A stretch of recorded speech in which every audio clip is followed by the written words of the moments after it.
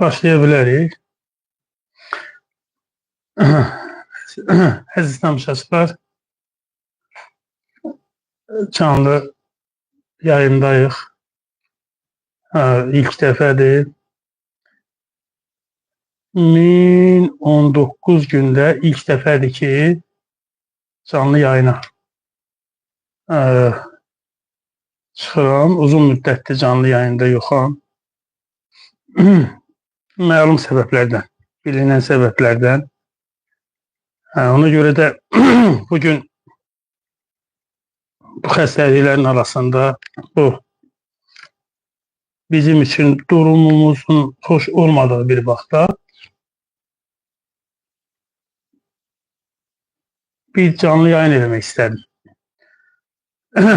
Və çox qəribədir ki, bu canlı yayını eləmək üçün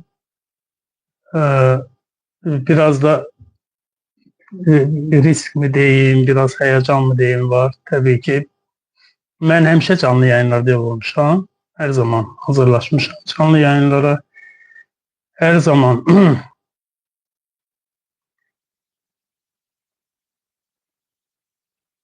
o problemləri araşdırmışam ki, nəyi danışacaq, necə danışacaq. İndi də elədim. İndi də elədi əziz tamaşaçılar. Deməli, bu dəfə qərara gəldim ki, həbsxanalardan danışım, oradakı dostlardan danışım. Təbii ki, həbsxanalar çox ciddi, çox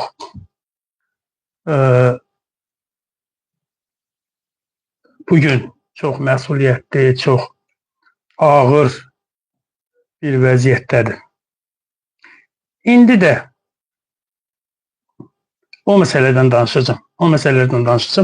Tanımadığımız və tanıdığımız, əslində kompüterdə tapa bilmirəm ki, baxam və biraz da texniki problemlər ola bilər. Uzun müddətdir İstanbuldan canlı yayına çıxıram. Təbii ki, burada müalicələr səbəbilə buradayam. Bizim geniş tamaşaçı kütləmiz artıq bunu bilir və yeri gəlmişkən, fürsət varkən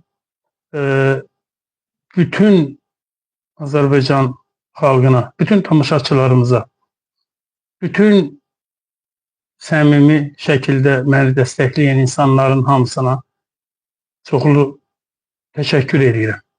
Yəni biz aprel ayının 7-sində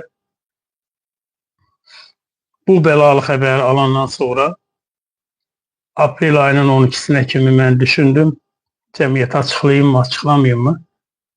Və biz bunu cəmiyyətə elan elədik. Cəmiyyətə elan eləyəndən sonraki 13 günlük proses bəlkə də 130 il qədər gəldi bizə. Bu 13 günlük prosesdə Azərbaycan xalqının, toplumun, insanlarımızın, millətimizin, dünya Azərbaycanlılarının göstərdiyi təpki bir örnək idi. Tarixdə bir ilk idi. Bir siyasi məhbusu 13 gün içərisində ilk dəfə idi ki, hakimiyyətlə Azərbaycan xalqının da fikirləri üst-üstə gəlirdi. Mən bu haqda danışmışam, mən bu haqda danışacağım. Amma yenə də təşəkkür edirəm. Təşəkkür edirəm dostlara, mənim səhhətimlə bağlı ciddi kampaniyalar aparırlar və bu ciddi kampaniyalar təsiri var təbii ki. Amma necə olacaq, biz bu bahalı müalicənin, bu məsuliyyətli müalicənin sonunu necə gətirəcəyik, onu da bizim xalqımız görəcək, hamısını elan eləyəcək. Amma bütün bunların içərisində hər gün, hər an, mən bilirəm indi məni dinləyirlər, dostların, qardaşların çoxu həbsxanalardan məlumatlıdır, xəbərlər gəlir. Yəni, bizim hər zaman tanıdığımız və tanımadığımız siyasi məhbuslar olub. O haqda danışmaq istəyirəm. İnsan o auradan, o mühitdən çıxa bilmir. Mən də birinci həbsimdə də elə olub, ikinci həbsimdə də elə olub. Bizim şərəfli və şanlı hökumətimiz, bunu da dostlarımız, bəzi dostlarımız başqa cürə yozmasın. Azərbaycan dilində ironiya var, sarkazm var. Yani o şeylere vakıf olan adamlar için aslında ben danışıram. Bizim şanlı ve şərəfli hökumətimiz 2 dəfə bir ömürdə, bu əslində bilmirəm, bəlkə Ginnesin Rekordlar kitabına da düşə bilər. 2 dəfə eyni maddələrlə, eyni ittihamla, eyni müddətə məni məhkum elədilər. 2011-ci ildə də həbs elədilər. 7 ay məhkəməm oldu, istintaq. 11 ay, fikrimi qarışdırmayın. 11 ay məhkəmə oldu, 9 il verdilər. İndi 2023-də də, 2022-də də eyni maddələrlə nazirlərin, baronların, ondan bu dövləti idarə edənlərin 100 milyonlarla və hətta milyardlarla Azərbaycan xalqının pulunu talan edənlərin maddələrindən məni yenə məhkum elədilər. Yenə 7 ay istintaq, yenə 1 il, 11 ay məhkəmə, yenə 9 il həbs.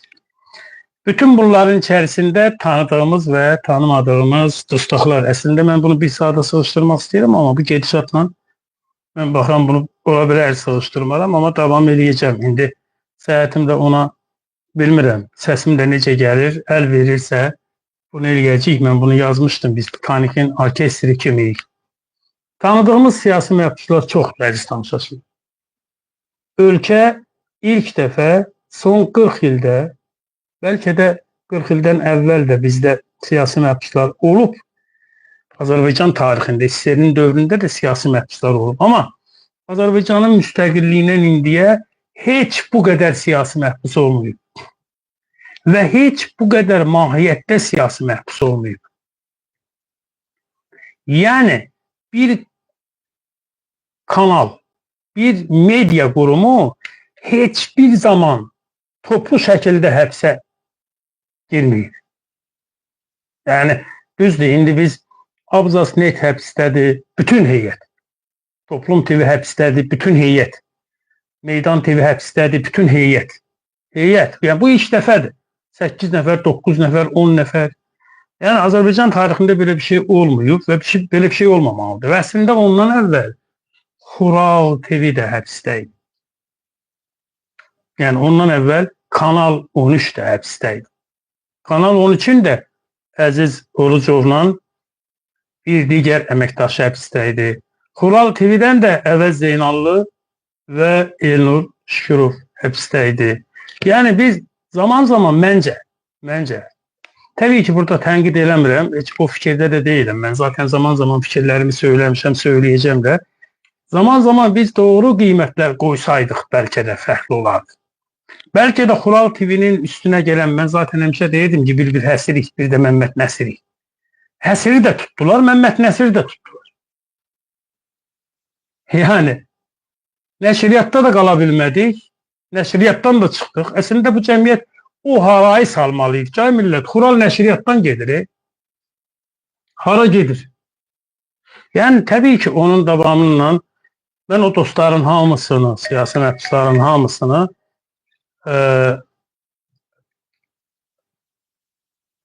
buradan alqışlayıram. Hamısını da izləyirəm. Gəncdilər, hərəkətlidirlər. Hamısı yetəri qədər mübarizələrini aparır. Mən burada kimin haqlı, kimin haqsız olduğundan danışmayacağım.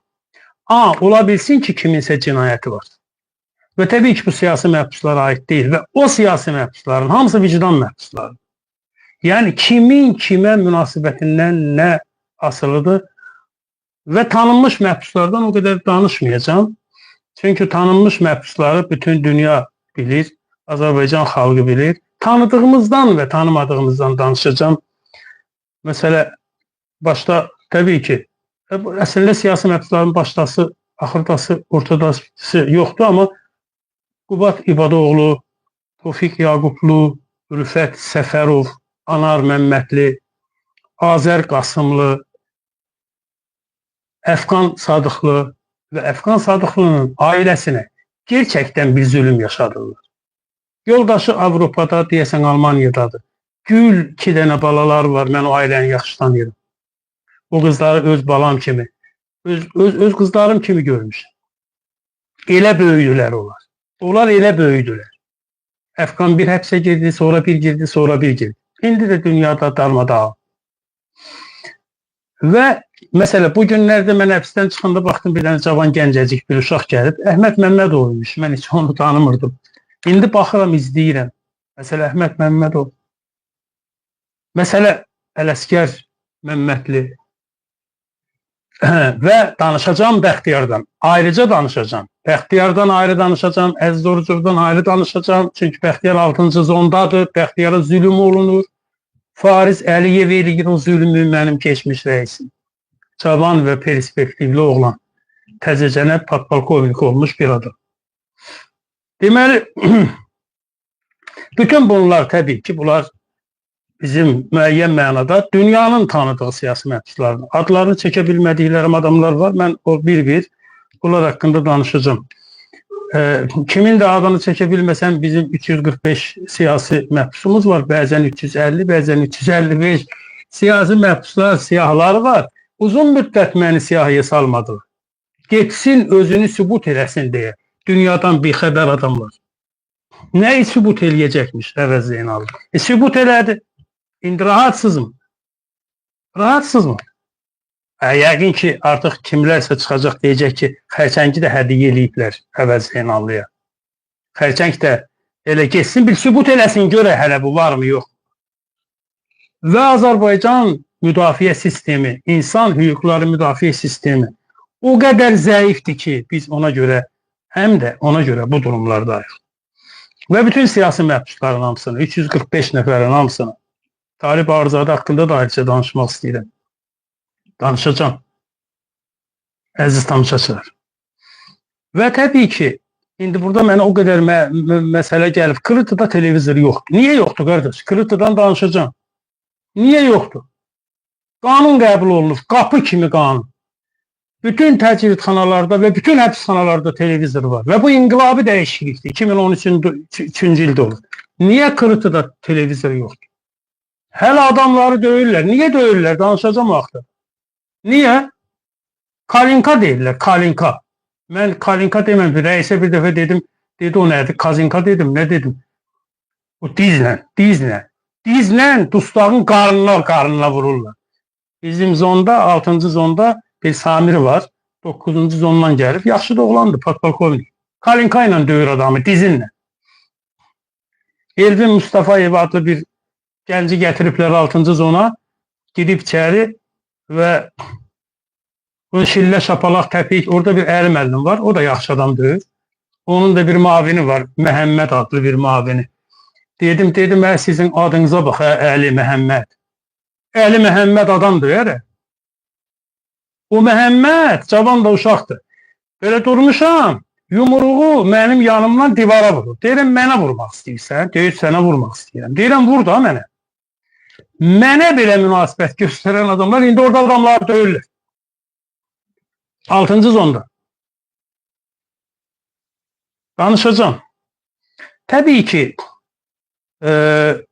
soyuducu yoxmuş. Niyə soyuducu yoxdur? Bu qanunda yoxdur soyuducu. Amma bu 50 dərəcə istidə bu dustaq nə eləsin? Baxın, Misali Seyidov bu ölkədə 2 nəfərində olan məmur varsa biri Misali Seyidov. Allah var. Mən hər zaman həqiqəti danışmışım. Misali ilə aram yoxdur, Misali Seyidovla. Heç uzun müddət görüşmədik, danışmadıq. Amma Misali Seyidov bu işi bilən adamdır. Niyə soyuducu yoxdur? Niyə 50 dərəcə istidə soyuducu yoxdur? Halbuki DTX-da, mən DTX-da da bir 140 gün misafir olmuşam. Niyə məni DTX-ya aparmışdılar? Mənim DTX-da nə işim var idi? Niyə əməliyyatı DTX baş prokurorluqla bir yerdə eləmişdi? 311-ci maddənin, jurnalistin Əvəz Zeynalının DTX ilə nə işi var idi? Məni öldürəcəkdi, kimi öldürəcəkdi? Niyə öldürəcəkdi? Məni kimlə qoruyurdular? Hara aparırdılar? Həmin o DTX-da 140 günlük mən orada qaldım. DTX-nın sistemi möhtəşəm. Kadrları əla. Münasibətlər gözəl. 140 gündə mənə bir dəfə sən demədilər. Siz buyurun. Belə. Böyük hər korpusda böyük soyuducular var. Qardaş, niyə soyuducu qoymursunuz? Ha, DTX-da yemək də keyfiyyətlidir. Evdən yemək gəlməsin, oranın yeməyi yaşamaq mümkündür. Sənin təcrübxananda yemək yox. Kartof gətirirlər, soğan gətirirlər, çiğ ət gətirirlər, dana gətirirlər, qoyun gətirirlər. Novruz bayramı olur, Elnur İsmailov Kürdəxanada Bakı İstinad Təcrübxanasında 15 dənə, 20 dənə zəngin adamı çağırır, adama 5 dənə qoyun gətirir. Niyə? Novruz bayramıdır. Qurban bayramıdır, adama 7 dənə qoyun gətirir. Niyə? Qurban bayramı. Və Elnur İsmailov demiş ki, mənim vaxtım gedir, mən heç danışmıram, amma elə bunlardan danışıram. Gör nə qədər doluyam, əziz tamaşaçılar. Gör nə qədər doluyam. Dünyada ilk adam gördüm ki, Elnur İsmailov, yaşı olandı, polkovnikdi, yola ver, yəni yola ver İsmailov. Məsələ, penitensiar xidmətin adını olmalıdır ki, Azərbaycan Respublikası Ədliyyə Nazirliyi yola verən xidməti. Yola verirlər bunlar. Əvəz mənim gəldin, 5 günə işləsən, arxayın ol, narahat olma, problem yoxdur. Mən bir şey bilirəm. Belə bir çift çaya gedəcəksən filan, belə yalan. Rəisdir, polkovnikdir, yekə iş ulduzları var. Sən ona inanırsan, ağzından çıxan hər söz sənə təsir edir. Anlatabildim mi? Bayramdır. Bir görürsən yazıblar. Şeydir. Sizi təbrik edirəm, qardaşınız, dostunuz Elnur İsmailov. Gözəl, Allah səndən razı olsun. Yeni il bayramıdır, dünya Azərbaycanlılarının nə bilim həmrəylik bayramıdır, filan bayramdır. Bir də görürsən bir dənə gəldilər. Əvəz mən nə olur? Hamıya deyirlər. Hamıya. Mənə xüsusi xahiş edirdilər. Cavab yazında, nə cavab yazın? Və Elnur İsmailova təşəkkür edeyim. Niyə qardaş? Və sizi təbrik elədik. Qardaş, təbrik elədik da. Mən səni təbrik eləməyə görə sən mənə yazılı təşəkkür mü eləməlisin? Bax, Bakı İstinad Təcrübxanasında bu var. Yola verən adam da adam, yola verir. Bir sürü yalan, bir sürü palan. Bax, penitensiar xidmətin rəislərinin hamısı dustaqları bir-birinə qırmağa, dustaqların valideynlərindən bir-birinin əleyhinə söz deməyə heç bir zaman rəislərə inanmayın. Və çox təəssüf ki, bu belədir. Və təbii ki, soyuducu olmalıdır. O zaman yemək düzəlir. Yemək düzəlib mi? Misali Seyidovun vaxtında yemək xeyli düzəlib. Qara çörək, ağ çörəyə keçib. Ondan sonra nə bilim biraz o ətlər dəyişib. Biraz keyfiyyətli yeməklər var. Amma o deyil. Genə də periraça gəlir. Sovqat gəlir. Ya sovqatı dayandırın, ya normal yeməyə keçin. Cəmaata xaladilnik qoyun. Xaladilnik qoymağa pul. Xaladilnikdə soyuducu qoymağa pul. Soyuducu almağa pul. Canım sənə desin. Otaqda plitka, nə bilim, o qızdırıcı qoymağa pul. Soba. O, qardaş, belə şey olmaz axı. Penitensiar xidmət, belə şey olmaz. Müsbət şeylər var mı? Var bəzi şeylər. Mən o qızları oxudum. Aytaçgili, Sevinç Vaqif qızını. Onlar da orada bir islahatlar eləyirlər. Təbii ki, hər siyasi məhbus həm də onu düzəldir, həm də Kürdəxanayı düzəldir. Amma bu məsələlər məsələ olmamalıdır. Məsələ olmamalıdır.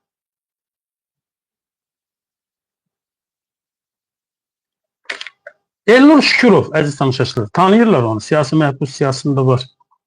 Mənim üzümə 2 dənə dostumu qoydular. Biri dəllaldır, vəkildir. Vəkil deyil, o vəkil olmamalıdır. Belə bir vəkil ola bilməz. Və mən Vəkillər Kollegiyasına da buradan müraciət edirəm.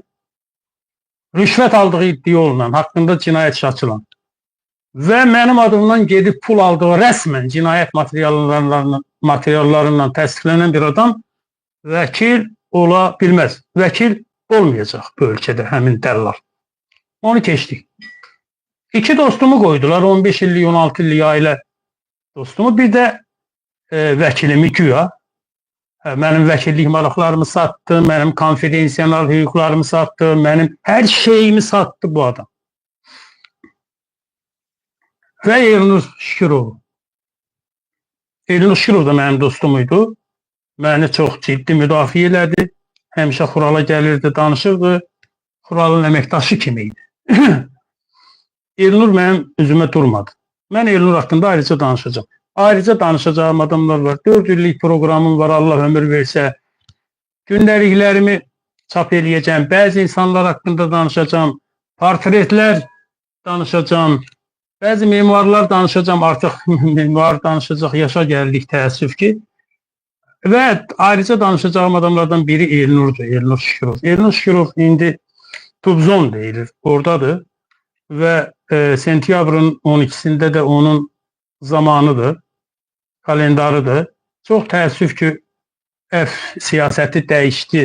Mən elə düşünürəm ki, Prezident İlham Əliyevin siyasəti tamam dəyişdi. Çünki çox təəssüf ki, tez-tez əflər olmayacaq, belə görünür. Və çox təəssüf ki, siyasi məhbuslar tez-tez siyalarına salınmayacaq. Görünən odur. Çünki keçən ildə mayın 25'ində verilən əfdə siyasi məhbus olmadı. Bu ildə siyasi məhbus olmadı. Və bu gedişlə qaldı gələn ilə və siyasi məhbus olacaqmı, olmayacaqmı o da tamam ayrı bir şeydir. Əziz tamaşaçılar, Elnur Şükürov ləyaqətli insandır. İndi başında bir problemlər var. Tez-tez yazır, Ədliyyə Nazirliyinin penitensiar xidmətinə müraciət eləyir. Oyun var başımda. Mart ayında məhkəməsi olub, rəhbərlik yaxşı xarakteristika verir. May ayında məhkəməsi olub, rəhbərlik mənfi xarakteristika verib. Nə baş verib, nə dəyişib ki, nə olub ki, nə olur ki? Nə olur ki? Adama imkan vermək lazımdır ki, adam həbsini çəksin, bayıra çıxsın. Kürdaxanıda, Bakı İstintaq Təcridxanasında 5'in birində qalırdım mən. 5-ci korpusun 1-ci mərtəbəsində. Bir də eşitdim ki, oraya Ələsgər gəlir. Ələsgər Məmmədli. Ələsgər Məmmədli əslində Toplum TV işində gedir, amma mən Ələsgər Məmmədliyə niyə ayrıca? Çünki biz bir yerdə olmuşuq. Mən əsasən bir yerdə olduğum tutaqlardan danışmaq istəyirəm. Ələsgər Məmmədli cəmiyyət tanıyıram, amma mən başqa cür tanıyıram. Biz bir yerdə getmişik, əziz tamaşaçılar. Allah rəhmət eləsin, Əbülfəz Elçi bəyin dünən 87 yaş tamam olurdu. Türkiye bir yerde gönderilmişik. Əbülfəz bəyin gönderdiği ilk 50 nəfərlik qrupun içindəyik. Ələsgər İstanbul hüquqdan məzun idi. Mən Ankara hüquqdan məzunam. Türkiye Cumhuriyeti'ni həmişə İstanbul hüquq və Ankara hüquq idarə edib. Azərbaycan Cumhuriyeti'ndə İstanbul hüququn və Ankara hüququn məzunları həbsxanalarda. Çox gözəl inkişafdır. Halbuki hansı ki Türkiyəmizdə gözəl Azərbaycanımıza çevrilir. Həbsxanada deyirdim, ay Allah, Erdoğan var, Hakan Fidan var, Türkiye var, Azərbaycana təsir olacaq, ordu Türkiye modelində inkişaf eləyir, seçimlər olacaq. Yəni, Ağsaqqal Erdoğan məsləhət edəcək ki, belə yəni dövlət biraz düzəlsin. Ay maşallah, ay maşallah, ay maşallah. Türkiye'de 100 tuturlar. 100 adam bir, 200 adam bir. Seçilmişleri tuturlar. Fatih Altaylı belə getdi. Danışacağım, indi burada da problemim olacaq. Ama Ekrem İmamoğlu ilə getdi. Biz gözləyirdik ki, Türkiye'nin irəli tərəqqi pərvər addımlarından bəhrələnək. Sağ olsun Türkiye bizim geri ve feodal yapımızdan bəhrələnir. Bir millət, iki devlətik möhtəşəm bir şəkildə hər şey. Ələsgəri gördüm. Ələsgərin səhhətində ciddi problemlər var. Ələsgərdə də eyni bəla var, amma inşallah ki, xoş xassəlidir. İnşallah ki, bəd xassəliyə çevrilməz. Ələsgərin də bir balası var. Ələsgərin də həmin oğlu Ankara'da oxuyur. Hamını tutursuz, o kadar problemler var ki, hamını tutursuz. Bəs bunun balaları, bəs bunun ailəsi, bəs bunun evi, bəs bunun eşiği, əziz tamaşaçılar. Əziz hökumət.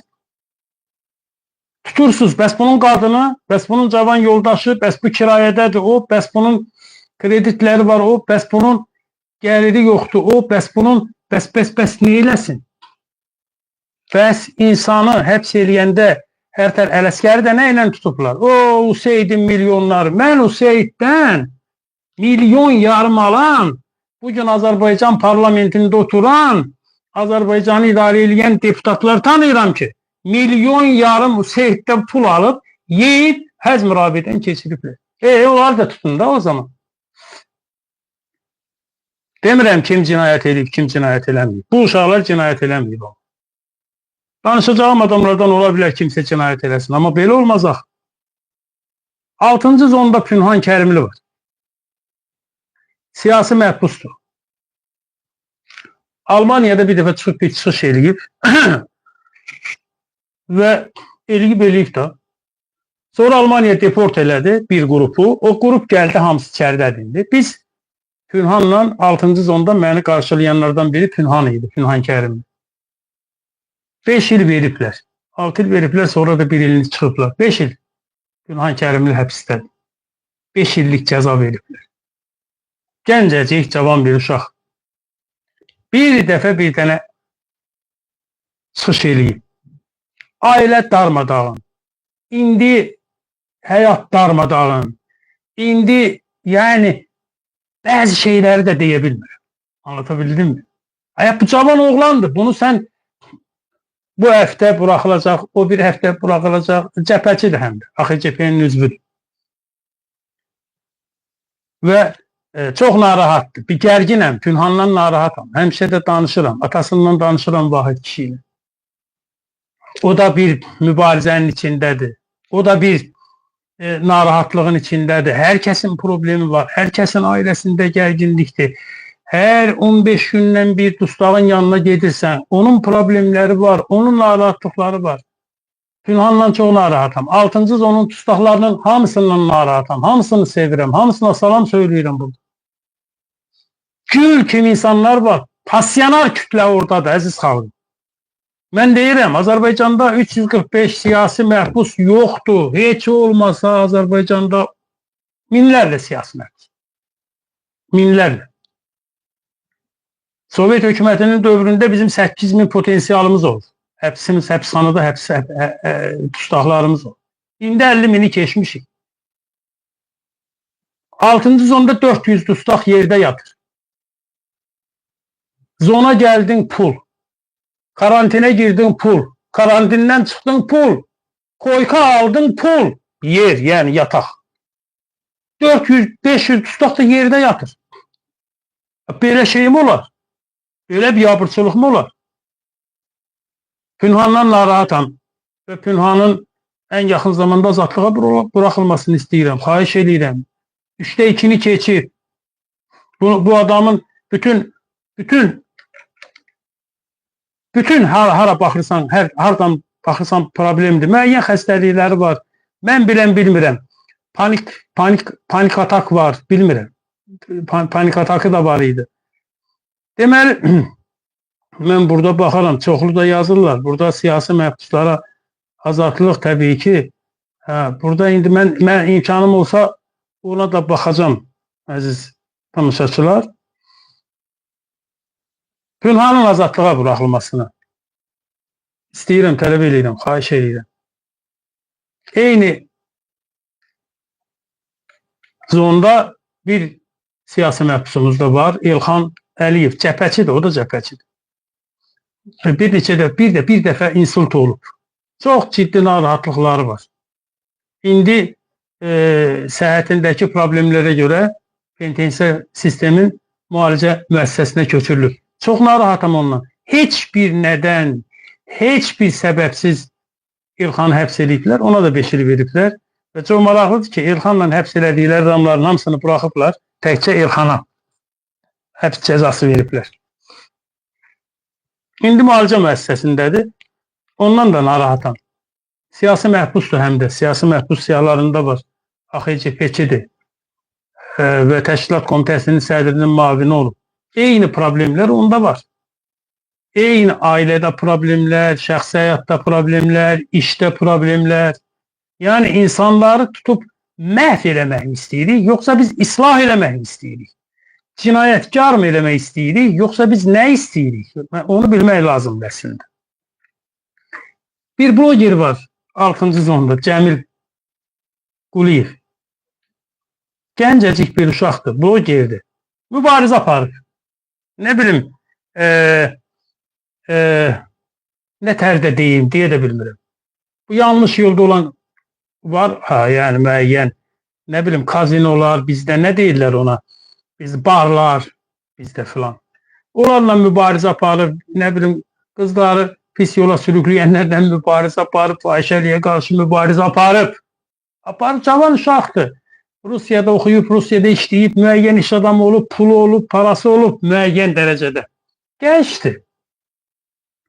Ne eləyiblər? Bunu fahişəliyə qarşı mübarizə apardığına görə şanlı və şərəfli hüquq sistemimiz Cəmilin üzünə 3-4 dənə o namuslu, ismətli insanlardan qoyublar Cəmilin üzünə, Cəmil gəlib alt edib. İçəridədir 2-3 gün bundan əvvəl Bakı İstintaq Təcridxanasında oraya itaf olunub, ali məhkəmə işini təsdiq edib. Cavan uşaqdır, zon rəhbərliyindən də problemi var, bir neçə dəfə aclıq elan edib. Narahatam, Cəmildən də narahatam. Atasından bəzən əlaqə saxlayırıq. Bu milyonlarla da baxışı olan bir səhifəsi olub. TikToker olub, bloger olub. 6 il dəyər mi? 6 il ki, mənə görə Cəmil də siyasi məhbus. Belə tam siyasi məhbus. Əziz tanışlar, Bəxtiyar Hacıyev, Harvard. Amerika dövlətini idarə edən bu 46-47 prezident var, bu dəli xaricdə, bu dəli Harvard, bu Harvardın pulunu kəsir tadı. Bu başı yox da, Harvardın pulunu kəsir, nə bilim, buradan İrana sataşır, oradan İsrailə sataşır, oradan elə bir ki, bizim o kəndlərdə dələduz, kənd yerlərində dələduz uşaqları olur. Yıxırsan yeri ağzına vurursan, özdən çıxan kim genə səni söylüyor. Duran kim səni söylüyor. Yəni bunda şey yoxdur. Bu Trump elə bir şeydir, bir dəli. Gəlib bir dünyaya Harvard oxuyub Bəxtiyar. Harvard oxuyan adamlar dövlətləri idarə edir. Amerikan prezidentlərinin 90% Harvarddan məzundur. Yəni Harvard Amerika dövlətini idarə edən universitetdir və Bəxtiyar Harvard. Biz Bəxtiyarı o günə qoyduq ki, biz Bəxtiyarı o urvatdan saldıq ki, maşallah, dövlətimiz birləşdi, güclü müdafiə sistemimiz var, Pegasus var, nə bilim, aparatlar var, nə bilim, telefonların içinə girirlər, telefonları axtarırlar, baş prokurorluq mənim telefonumu 6 ay axtardı, 4 dəfə gəldilər, baskın elədilər redaksiya. Əvəz Zeynalının telefonunu axtarır. Nə axtarırsan Əvəz Zeynalının telefonunda? Heç nə, kiməsə salam veribmi? O salamı buna şantaja çevirə bilərik. Bəxtiyar Şestoya gəlib, 6-cı zona gəlib. Mən gələndən sonra ora gəlib. Orada mənə bir otaq vermişdilər, burnumdan gətirdilər. Mənim burnumdan fitil gətirdilər. Ondan sonra Bəxtiyar gəlib. Bəxtiyara əvvəlcə veriblər 8 nəfərlik otağa, sonra veriblər 60 nəfərlik baraka. Ya görünür ki, Bəxtiyara xüsusi baskı var və bu baskı Fariz Əliyevdən gəlir. Orada bir rəis var, cavan oğlandır, münasibətlərimiz də yaxşı olub əslində. Təəccüblənməsin, yəni mən də belə dinləyəcək, narahat olacaq bilirəm, şəkəri var, nə bilim, yəni birdən bir hadisə olanda elə beləcənə şəkərim qalxdı filan, şəfaat eləyirəm. Gözəl bir balaları var, gözəl. Yazıcı bir oğlu var, çox böyük hörmətim var, onunla da görüşəcəm inşallah. Gəncdir, dəliqanlıdır. Bu Fariz Əliyevə deyəndə ki, Fariz müəllim, çay içmək olar, deyib qoy məruzayı. Məruzanı eləyir Fikrət Qafarov. Salih müəllimə rəislər qorxularından zəng eləyə bilmirlər. Salih müəllim rəislərə zəng eləyəndə rəislər otaqda sevindiklərindən oynayırlar ki, general bizə zəng eləyir. Olsun, sistem bu da olsun, mən ona qarışım. Amma sən rəissən, mən Salih Seyidovun rəisliyini görmüşəm, rəissən, ağzından söz çıxır. Rəissən, ay kişi, sən söz dedinsə, tamam olmalı. Yəni, Fikrət Qafarova zəng eləyəcək, Əvəz Zeynallı çay içir, orada 5 nəfərlə oturacaq. Otura bilərmi? Əvəz Zeynalının yanına adam gəlib, yəni 3 nəfər gəlib, 1 nəfər də artıq gəlib, Gəncədən gəlib, 500 kilometrdən gəlib qardaş. Gedə bilərmi? Fikrət müəllim toplantıda olsa batdıq. Fikrət müəllim çıxır gedir məzuniyyət. Batdıq. Yəni Fariz müəllim Fikrət müəllimdən başqa heç kimə zəng edə bilməz. Mən bilirəm ki, indi odur vəziyyət. Və bu dəhşətli süründürməkçiliyə məruz qoyur. Zonların rəislərinə bilmirəm, Salih müəllim bundan xəbəri yoxdur. Varmı? Nə ehtiyac var buna? Rəis birbaşa zəng eləməlidir sizə. Rəis operativ olmalıdır. Rəisin səlahiyyəti olmalıdır. Mənim başıma o zonda elə işlər gəldi ki, komediya, kişi tut qarnını gül. Ərz eləmişəm, cavab yoxdur. Cavab yoxdur, Fikrət Qafarov yoxdur. Gedib istirahətə mən nə eləyim? 15 gün gözləyim Fikrət Qafarov. İndi Fikrət Qafarovun da Allah canını sağ eləsin. O da yaxşı rəislərdən olub. O da yəni çox qiymətli adamlardan biridir. Amma o qədər atışləməz yolları var ki. Bir rəis Mirsalih Seyidovun adamıdır, o istəyir ki, Mirsalih Seyidov onu vursun. O rəis onun adamıdır, o istəyir ki, bir olay, hoqqa. Əziz tanışırsınız. Onda yaxşı işlər görülür. O Məmməd var idi, o Abid Şərifov idi o, Şəki, baş nazirin mavini, baron. O baronun bir kürəkəni var idi, Məmməd. Altının rəisi idi. Mən gedəndə o getmişdi. Allahdan da o getmişdi. Mən getdim Fariz. Cavan oğlan. Sevindik ki, bu cavan oğlan. O Məmməd zonu dağıdıb. Zon yalnız onun cibinə işləyir. İndi bu Fariz gəlib, Allah var, işləyir. PK adını açıb, qara çörəyin yerinə ağ çörək gəlib. Zonun tustaqları işləyir. İşləyirlər, oradan maaş alırlar. İsti-isti də çörək. Bəmbəyaz çörək. Ədliyyə naziri gəlib bağlar. Orada prom deyilən bir yer var. İcrabatçıları, tanınmışlar, nə bilim nələr, biraz pullular, pulla orada qalırlar. Ədliyyə Nazirliyi gəldi bağladı. Hardan işıq gəldi, Ədliyyə Nazirliyi gəldi bağladı. Mən elə düşünürəm ki, bu təzə gələn nazir, bu penitensiar xidmətin rəhbərindən, Mirsalih Seyidovundan düz demir. Bilmirəm, pul bölüşümüdür mü, nədir mi? Onu deyənmərəm, o axtarıcı danışır. Mirsalih Seyidov da çox qabiliyyətli adamdır. Bəlkə onu yemirlər. Əslində belə qabiliyyətli adamlar, bu işi bilən adamlar sistemdədirlər ki, mən Mirsalih Seyidovun əleyhinə yazı yazan, Mirsalih Seyidovu tənqid edən adamlara da saygım və hörmətim var. Mən onlara qarışmıram. Mən gördüyümü deyirəm. Yəni, belə bir sistemin içində Bəxtiyar gəlib 6-ya. Və Bəxtiyardan sonra mən bu günlər də baxıram ki, Elvin Mustafayev də gəlib ora.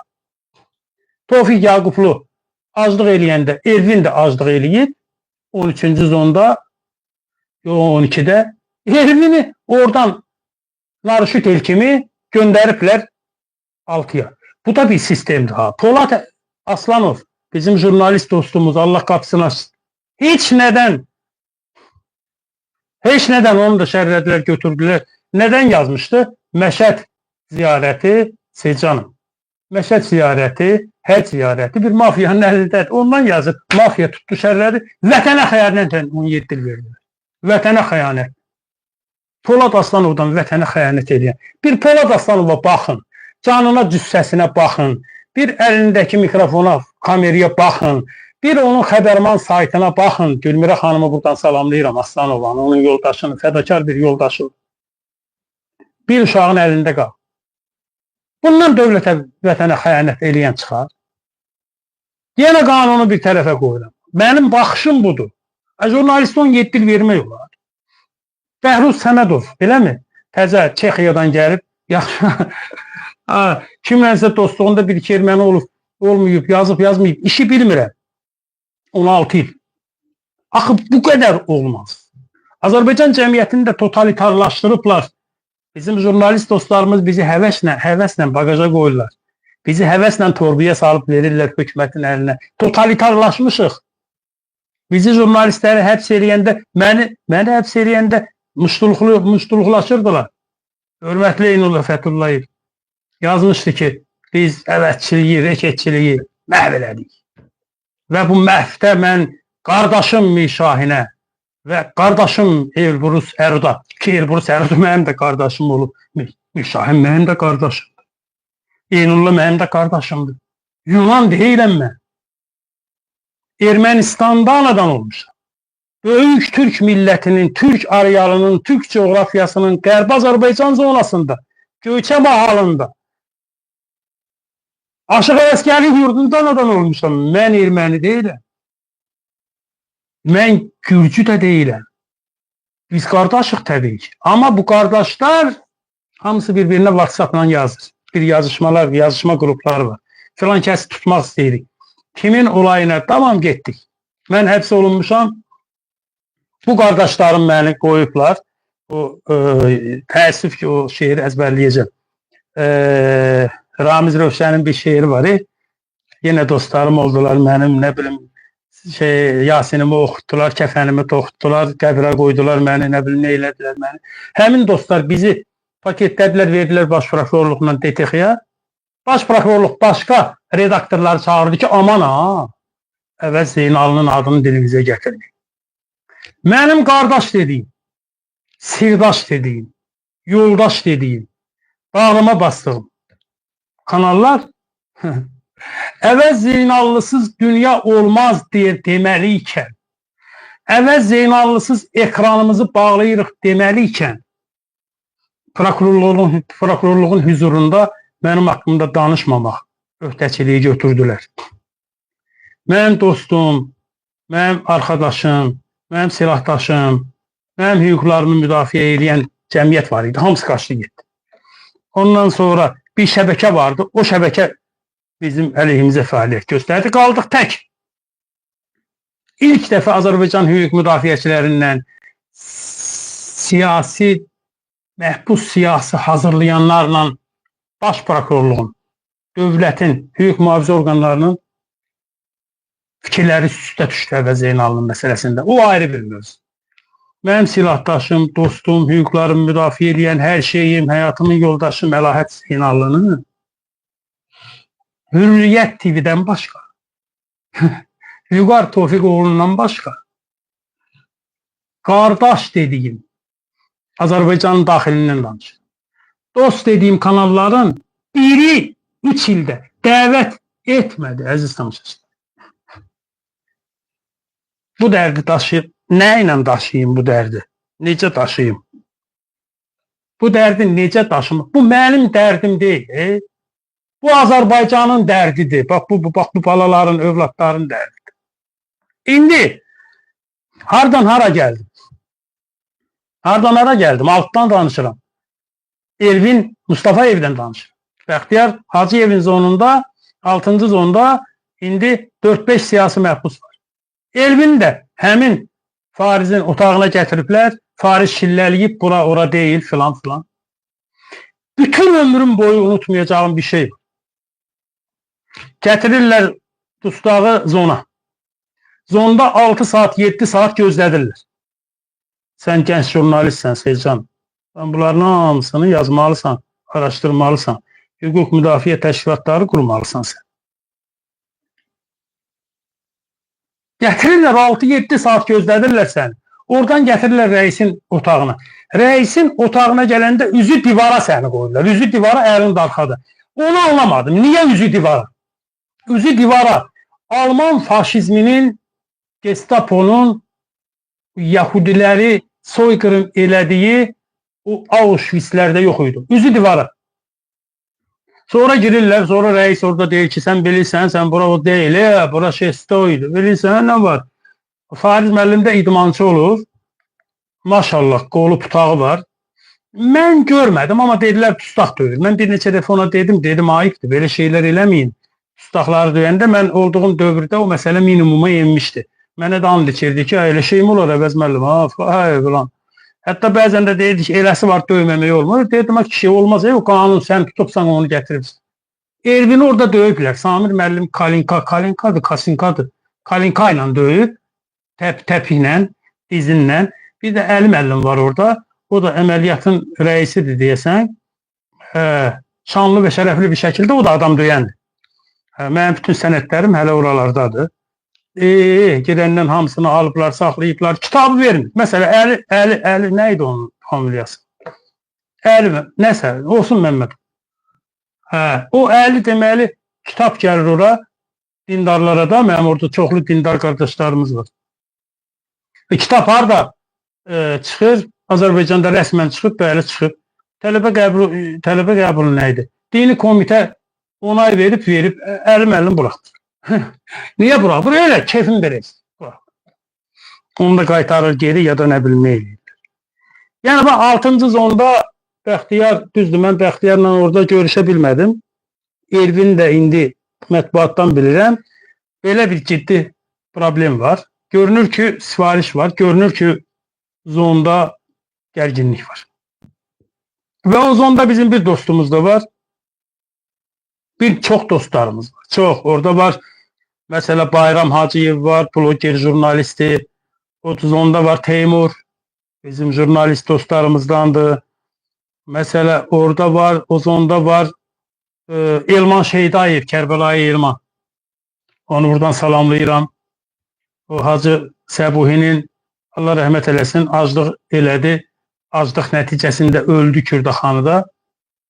Və onun ziyarətinə gedənlər, evinə gedənlər, onun anım tədbirlərini təşkil edən adamlardan biri idi Kərbəlayı Elman və onu da həbs ediblər. O da içəridədir. Hamı da 8 il, 9 il, 10 il girirsən zona, görürsən ki, cavan insanlar bizim zonda olmalıdır. 1000 nəfər, 1000 dustaq, 6-cı zonda, 6 sayılı cəza çəkmə müəssisəsində. Əziz tamaşaçılar, nə qədər olsa yaxşıdır? 1800 nəfər idi. Yəqin indi olar bir 1900 nəfər. 1900 gənc dustağı götürüblər, onun 70-80% də 234-ün 4-3-üdür. Narkobaron hamıdacından ölür. Necə barondur ki bu? Bunun bir parça çörəyə ehtiyacı var. Bax, belə bir. Və təbii ki, o zonda var Sərvər Məsum. Ziyalıdır, həmişə bu efirlərdə görünüb. Mənə həmişə deyirdim, ay Sərvər müəllim, Yazıçılar Birliyinin üzvüdür. Yazıçılar Birliyi hala baxır, səni niyə müdafiə eləmirlər? Və sən efirlərdən düşmürdün, o Elçin Əlibəylinin efirindən eləcənə sən danışırdın. Və bu Elçin Əlibəyli niyə bir dəfə demir ki, ay millət, ay kişilər, Sərvər Məsumu bu yaşında tutublar, 8 il iş veriblər. Deyir Əvəz müəllim, mən səhv eləmişəm, olub belə. Yəni adamlar, bəzi adamlar da var ki, eləyə bilmirlər, demirlər, biraz nə bilim, abrına qısılırlar. Yəni o şəbəkələri yoxdur. Və deyim ki, bunun heç biri də çox müxalifətçi deyil. Bu hamısı dövlətə bağlı, millətə bağlı. Nə bilim, hətta prezidentə bağlı insanlardır. Yəni Sərvər müəllim bizim orada kitabxanaya baxırdı. Çox ziyalı bir adam. Azərbaycan tanıyır o. O adam da orada. Xəstə adam. Xəstədir adam. Xəstədir. Ümidi də yoxdur ki, mən nə eləyəcəm, mən nətər eləyəcəm. 6-cı zonda bir dostumuz da var, Sənan Abdullayev. Jurnalisti. Uzun zaman bizdə də bəzən işləyib. Hökumətdə, ASTV-də də işləyib, ATV-də də işləyib. Mən eşitdim bu günlərdə onun bir dəfə infarkt olub. İndi də deyəsən ürəyi tutubmuş, şəkərdir, çox ağır şəkər. Xəstədir. Ona da heç bir səbəb olmadan Goranboy rayon icra hakimiyyətinin rəhbərliyi, mən o vaxtda Xuralıda çox danışmışam. Onu da həbs ediblər. Siyasi məhbus hesab eləmək olar mı? Eləmək olar. Orada məsələ Sənan da siyasi məhbusdur, Elvin də siyasi məhbusdur, Elman Şeydayev də siyasi məhbusdur. Elə bəlkə Bayram da, çünki Bayram o çox maraqlı danışır, çox maraqlı ideyaları vardı. TikTok'u birləşdirilmiş, Mikail 2-3 dənə nazirlərimizi danışdırılmış, deyilmiş ki, sən sus, indi sən danış, sən sus, de görüm orada nə problemi var. Belə bir maraqlı, yaradıcı bir adam imiş. Deməli, əziz tamaşaçılar, çoxlu həkimlər var. 6-cı zonda çoxlu həkimlər var. Mənə çox kömək elədi, hörmət doktor, sağ olsun. Yəni, Masallının baş həkimi oradadır. Yəni, çoxlu həkimlər var. Dəri zöhrəvi xəstəliklərin baş həkimi oradadır, Rəşad doktor. Eşqin Masallının baş həkimi oradadır. Hörmət doktor. Baş həkimlər bir şey var, xiyabanı. Yaxşı mənada orada var. Yəni, belə hamısı da təbii ki 311-lə, rüşvətlə gələn adamlardır. Yəni, xəstə adamlar var, problemli adamlar var. Mən 6-cı zonu qutardım mı? Var bəli, var. Abbas Hüseyni gördüm Kürdəxanlı. Bir cəngavərdir Abbas Hüseyni. Talih Bağırzadə ilə birisi Nardaran işində tutulub. Nardaran işində həbs olunan adamların hamısı çıxıb. 20 il veriblər. Deyəsən 18 ya 16 il Abbasdır, 20 il də Hacı Talihdir. Mən başa düşmürəm. 20 il bu adamlar içəridə olmalıdır. Yəni Azərbaycanda bir bu həbs doktrinasından bağlı bir şeylər düşünən adamlar varmı? Mən bizim siyasətçi dostlarımıza Allah onların bayrağını yüksək eləsin, Allah onları var eləsin o siyasətçi dostlarımızı.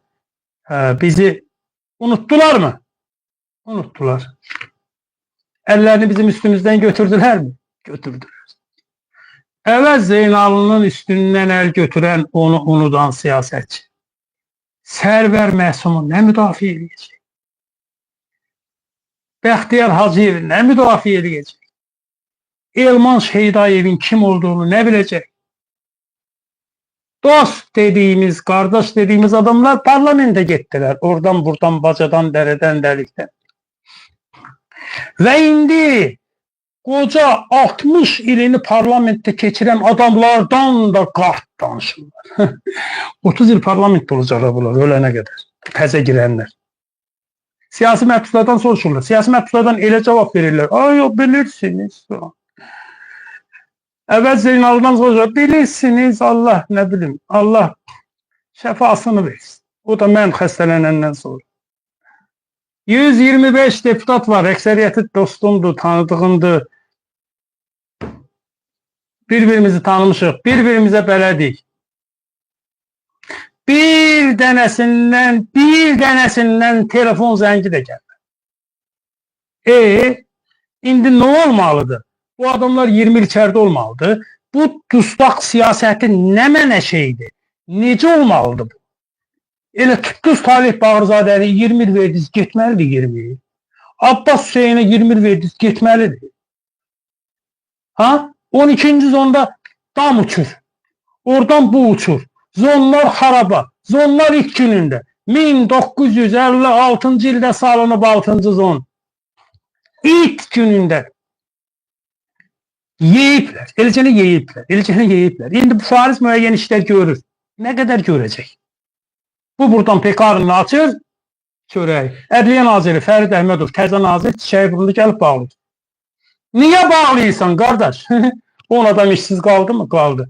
Oradan nə bilim çörək elə qaldı mı? Qaldı. Mafiyadır. Bilirsiniz nədir mafiya? Onu alırdılar, gətirirdilər, öz maliyyətinə çörək pişirirdilər. İndi çörək kənardan gəlir. Çörək kənardan gəlincə nə olur?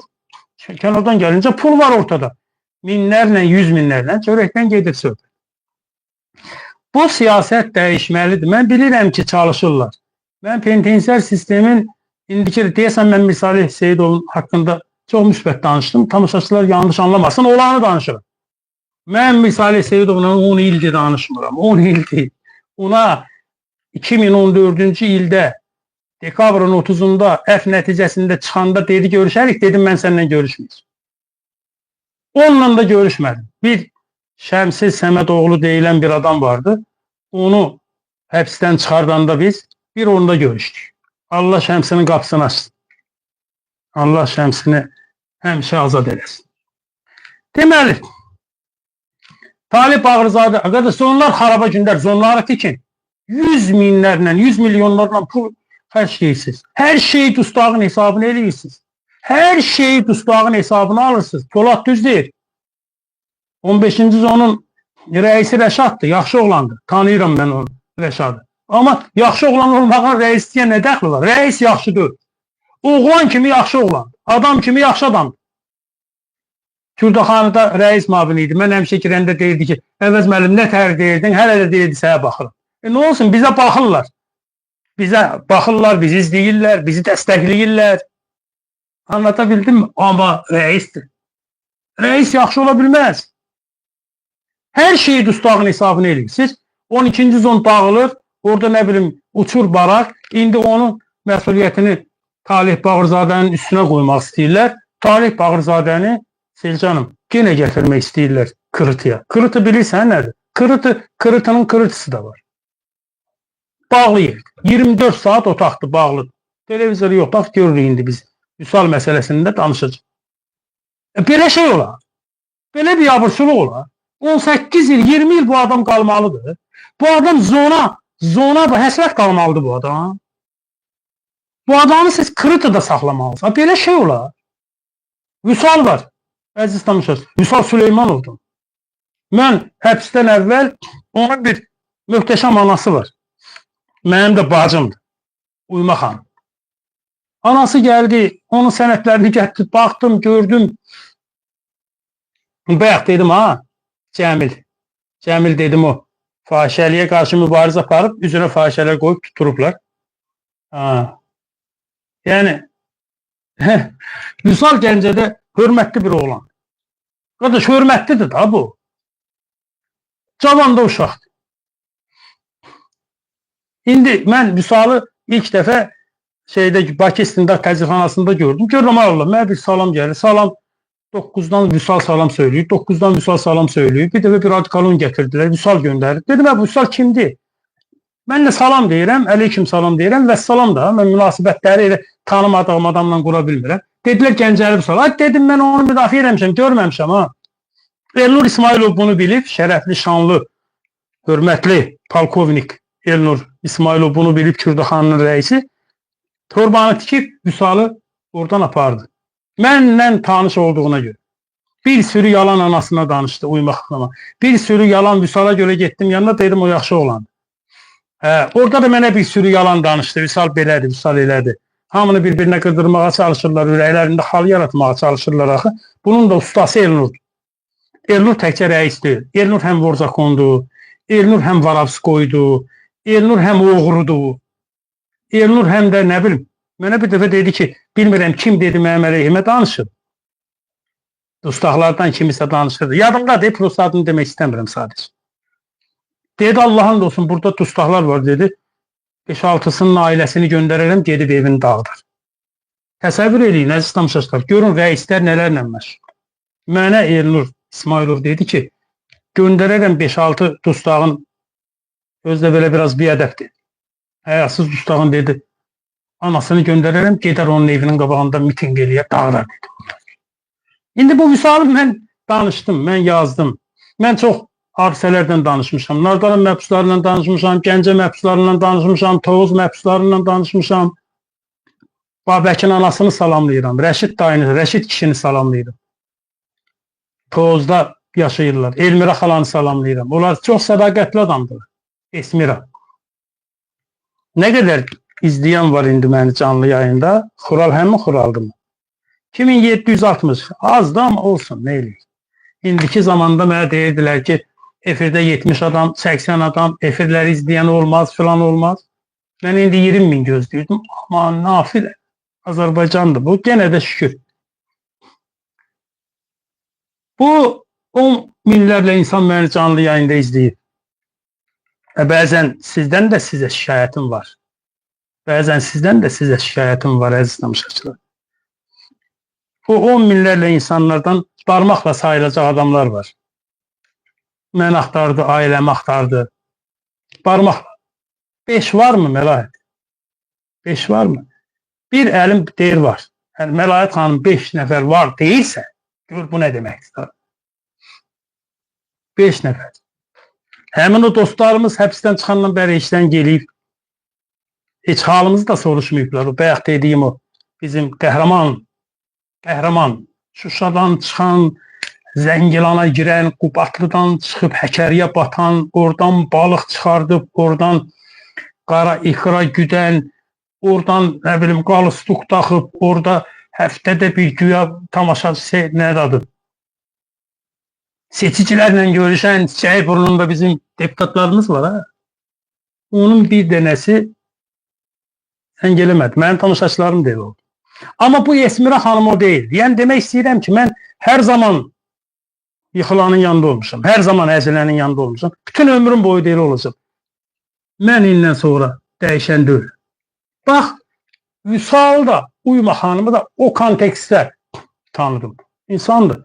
Amma Uyma xanım yanıma gəldi. Həbsxanaya gəldi. Nəysə də mən onları deməyim. O biraz biraz da özel məsələdir. Amma bax bu adamın oğlu Vüsal günahsızdır. Tam günahsızdır. Bir dəfə də görüşdüm Kürdəxanada. İndi bu adam nə eləyib? Məhəllədə, orada, burada uşaqları qoruyub, narkotikanın təsirinə girməyin, narkotika çəkməyin, narkotika gətirənləri küçələrə deyib ki, eləməyin bunu, bu milləti bu günə salmayın. Mən mediada nəyi eləmişəmsə, Vüsal o küçələrdə onu edir. Rəsmən adam onu edir. Təbii ki, məni bu günə salan Vüsalı nə günə salar? Məni bu günə salan Vüsalı o günə salar. Vüsalı tutublar, həbs ediblər. Nə ilə həbs ediblər? Narkotika ilə həbs ediblər. Narkotika görməyən, narkotika ilə tanış olmayan, narkotikanın nə olduğunu bilməyən, ömrünü narkotikaya həsr eləyən bir cavan, sadə Azərbaycan balasını sən bizim işimizə mane olursan deyə apar topar tutublar, qoyublar içəri. Olsun, qoysunlar. Hüquq var, qanun var, qayda var. 5 il Vüsal istintaqda qaldı, əziz tamaşaçılar. İnanırsınızmı? Mən belə bir şey görməmişdim. Mən getdim Kürdəxanaya, Kürdəxanada qaldım. Oradan nə bilim gəldim zona, Vüsal hələ cəbəlləşir. 5 ildən sonra yuqara 7 il verdilər. 7 il. Bunu Vüsala, bunu çıxartmırlar. Bunu Gəncəyə itap eləmirlər. Bunu ora aparmırlar, bunu bura aparmırlar. Bunu belə bir qəfəsdəcə saxlayırlar da o şey zad var, kinolarda zad da var ya, belə o Varavskoylar zatlar var. Hiç bizim bu oralar yeri olmuyor. Mesela Quli yaxşı yaşayıb türmədə. Sərbəst olub. Gedib, gəlib. Masallı Mamid Allah rəhmət eləsin. Gedib, gəlib. Mesela. Mən oğruların otağında olmuşam da 7-nin 23-də 2011-ci ildə. Rövşən Lənkəranski ilə Masallı Mamidin otağında olmuşam. Oğruların otağı deyildilər. 7-nin 24-də mənə ora vermişdilər. Lütf etmişdilər. Sağ olsunlar. Lütf etmişdilər. Deməli Vüsalı 7 il yarım iş verdilər. 5 il yarımdan sonra 7 il yarım Vüsala məhkəmə iş kəsdi. Olsun, xub. Dedik ki 5 il yarım keçib, 7 il yarım, 1-2 ilə də indi 3-də 2 zadda tamam olub. Yox, prokuror protest verdi. 10 il elədilər. Elə mi? 10 il elədilər. Sonra da apellyasiya keçdi, Vüsala apardılar, nə bilim, Şakir deyilən bir adam var, onun zonuna. Neçənci zonda o zaman? 17'dir mi? 11'dir mi? Aparıblar ora. Bir neçə ay şeydə saxlayıblar. Kars'ta. Və bu da bir ayrı problemdir. Ne kadar danışıram mən? 1 saat var. Biz hələ mən heç nə danışmamışım. 1 saat var. Danışaq mı bilmirəm. Danışaq mı? Hiç mən burayla təmas edə bilmirəm şeyinə. Nədir adı? Şey demiş ya, Xərirza demiş ya, mənə mane olmuyor. Deməli, danışım da onun əziz tamaşaçılar. Allah razı olsun. Burada Allah sizə şəfa versin yazırlar. Arada rəylər oxuyun. Yox, o qədər burada şey var ki, sizi salamlayıram, var olun. Allah sizi və yaxınlarınızı qorusun. Elxan Şeydayev. Bu Şeydayevlərdən də Allah şəfa versin, amin. 46 dəqiqədir yazırlar, danışıram. Danışın məziz tamaşaçılar. Çox yorma özünü yazırlar. Danışın bəy yazırlar, danışın. Çünki mövzularım çox. Çox yorma özünü. Deməli, çox yorma dediniz. Tamaşaçılarımız 46 dəqiqə deyir. Onda biraz danışım. Görün, yekunlaşdıra bilirlərmi? Həkim mənə deyir ki, həkim deyir ki, ailə ilə, nə bilim, tanıdığın adamla nikbin olmalısan falan ki, zaten mən eləyəm. Qəbul eləmə, mən eləyəm. Mən ölüm filan qəbul eləmərəm. Yəni, burada ölərəm, amma onu qəbul eləmərəm. Yəni, mən nə hiss edirəm? Mən də sizə bir şey deyim. 4-cü stadiya xərçəng xəstəsi kimi mən də sizə buradan bir şey deyirəm. İşdən danışanda, sevdiyin işdən, Seycan. Bu mənim sevdiyim işdir. Bugün mən səhər o qədər rahatsız oldum ki, öldüm ölümdən qayıtdım. Dedim yox, danışa bilməyəcəm. İşdən danışanda, xuraldan danışanda, canlı yayından danışanda, kitabdan danışanda, ki əziz tamaşaçılar, Azərbaycana gələcəm bu yaxınlarda 2 dənə də kitab fuarı eləyəcəm. Həm səhhətim üçün, həm kampaniya üçün, həm də kitab üçün. Selcanın məmləkətini də satın almayıb heç kim, hamısı evdə durur, nətər çap eləmişəmsə. Yəni, bu da bir şeydir. İndi bu danışır, amma bu da müalicədir əslində. Əslində bu da müalicədir. Şimdi mən sizi orada görürəm, bəyənin paylaşın demirəm, tamam deməyəcəm, xoşum gəlmir o sözdən. Amma siz orada sayınızı da artdıqca görəndə, mənim xəstəliyim də gedir, ağrılarım da gedir, mövzuya da qayıdıram. Həmin vüsalı 10 ildir qavublar içəri. İndi bir məsələ var. Mən bu axlarda danışacağım. Daş atma deyilən bir şey çıxardı Azərbaycan pensiya sistemi. Sən zona girən kimi səni aparırlar daş atma. 3 dənə dustaq girir zona, 13 dənə o pezi əməkdaşlar düşürlər onun dalına, gedirlər 3 dustağı aparırlar orada daş attırmağa. Nədir? Sən idealistsən yoxsa yox? Sən Varavskoy həyat yaşayırsan yoxsa yox? Orada gəlirlər, böyük balaca fərqi yoxdur. Daş götür, bu daşı götür, oradan at ora. Götürdün, attınsa fişo, tutardı iş. Təbii ki, mənə heç bir zaman onu risk eləmədilər, demədilər. Heç bir zaman da daş atma məsələsində mən olmadım. Heç bir zaman olmadım. Nə başımı qırpmadılar, nə girəndə yanlış davranmadılar, o ayrı məsələ. İndi qardaş, bu daş atma olub dustaqların qara röyası. Mən Kürdaxanda adını çəkməyim, bir adam tanıyıram. 6'ya gəlmək istədi, 15.000 pul verirdilər ki, daş atmayayım. 10.000. Qəbul eləmədi, Desiatiyə deyəsən getdi, 15.000 pul verdilər. Daş atmağa, ha? Daş atma problemini həll eləməyə. Qardaş, indi Vüsal da bu problemə ilişib. Ki, mən bunu deyirəm, ha? Mən təxmin eləmiş, bilmirəm, bu olub mu olmuyor. 3-4 aydan sonra rəyi çağırıb bu Şakir. Şakir də, nə bilim, valla dedilər ki, and işlər aman elədilər ki, 11-ci zonda narkotika sərbəstdir, rəisin burada barmağı var, nə bilim, 11-ci zon belə dağılır, 11-ci zonda elədir. Mən o Şakiri tanımıram, Mirsalih müəllimi tanıyırım. Mirsalih qumarla narkotikanın düşməni. İnanmıram. İnanmıram, amma görən də deyir ki, orada da içərdə adam var. Mirsalih buradan götürlər, etap elədilər, Bakıya. Bir həftə, 10 gün Vüsaldan xəbər çıxdı. O sonra işte, inanmıram. Rauf'u tanıyıram. Rauf'u tanıyıram. Bax o Bakının rəisini tanıyıram. Yəni, buradan da salam göndərirəm. Amma eşitdiklərim qorxunçdur. Döyüblər, sındırıblar, çarmıxa çəkiblər, gözləyiblər ki, bunlar bu özünü bulasın. Bunu sındırmağın bir yol. Qardaş, belə şey olmaz.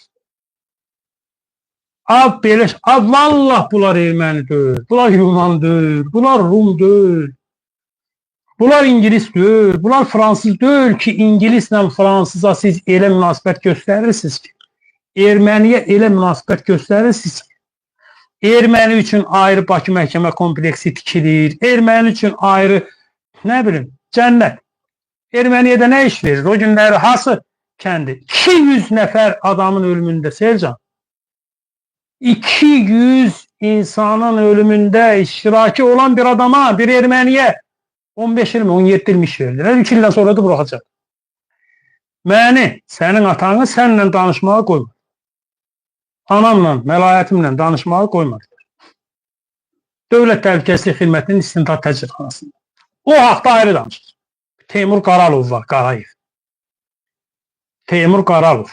Mən ona Qaralov deyim. İndi də baş prokurorun köməkçisi olub, İngiliscə də bilir. Mənim müstəntiqim idi. Mənə məhdudiyyət qoyub. O məhdudiyyət haqqında ayrıca danışır.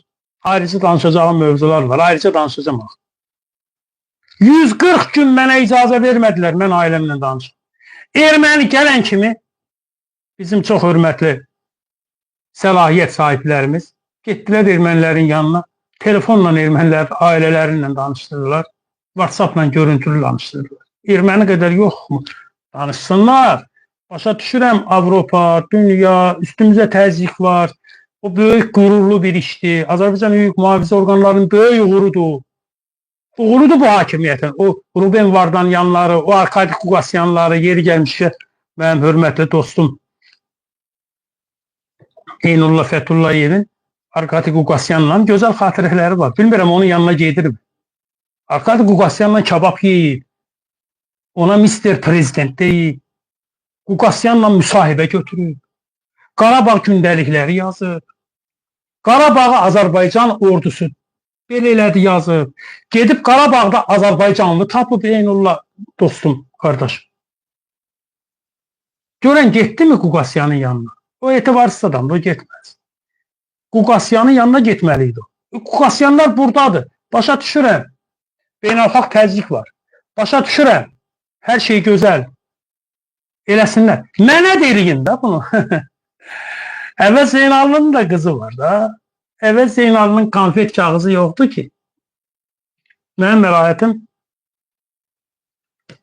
xəbər tutur ki, mənim dəllal vəkilim mənim üzümə doğru çıxacaq. İlk gün vəkillər yazmışdı ki, səmimi istintaqa səmimi kömək eləyib çıxmaq istəyir.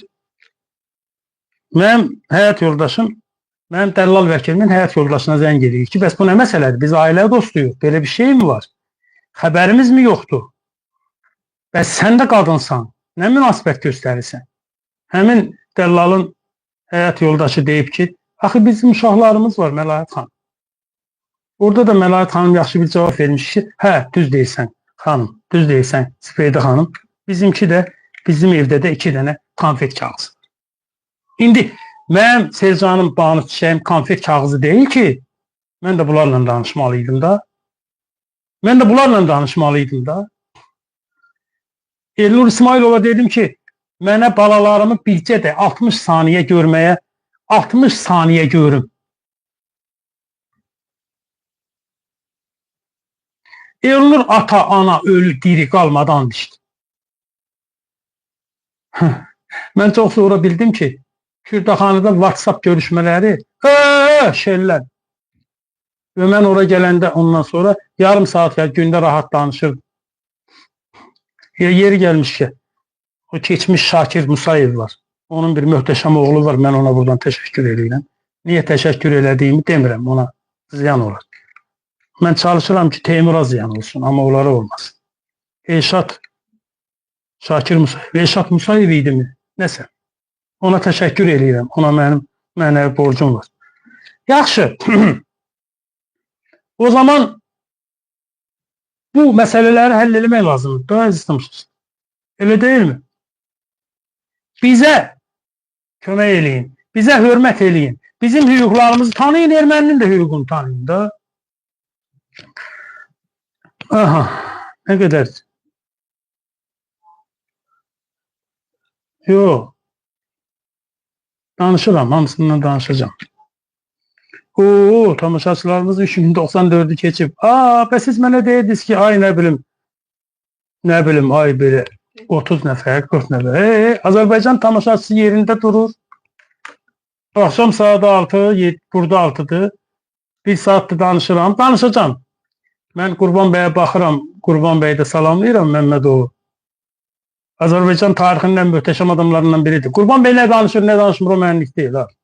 Hər kəsin öz fikri var. Hər kəs bir cür danışır. Avropada olan dostlarımız bir cür danışır. Təqdir eləməyə bilərəm. Razılaşmaya bilərəm. Amma bir xarakter kimi Qurban Məmmədov çox böyük Azərbaycanlıdır. İlk gündən son günə qədər bu gündə daxil olmaqla mən ona necə təşəkkür edəcəyimi bilmirəm. Bir-iki dəfə təşəkkür etmək istəmişəm, sözümü ağzımda qoyub. Və var olsun, təşəkkür edirəm. Onun verilişlərinə baxıram, bir də baxıram 2 saat, yarım 3 saat.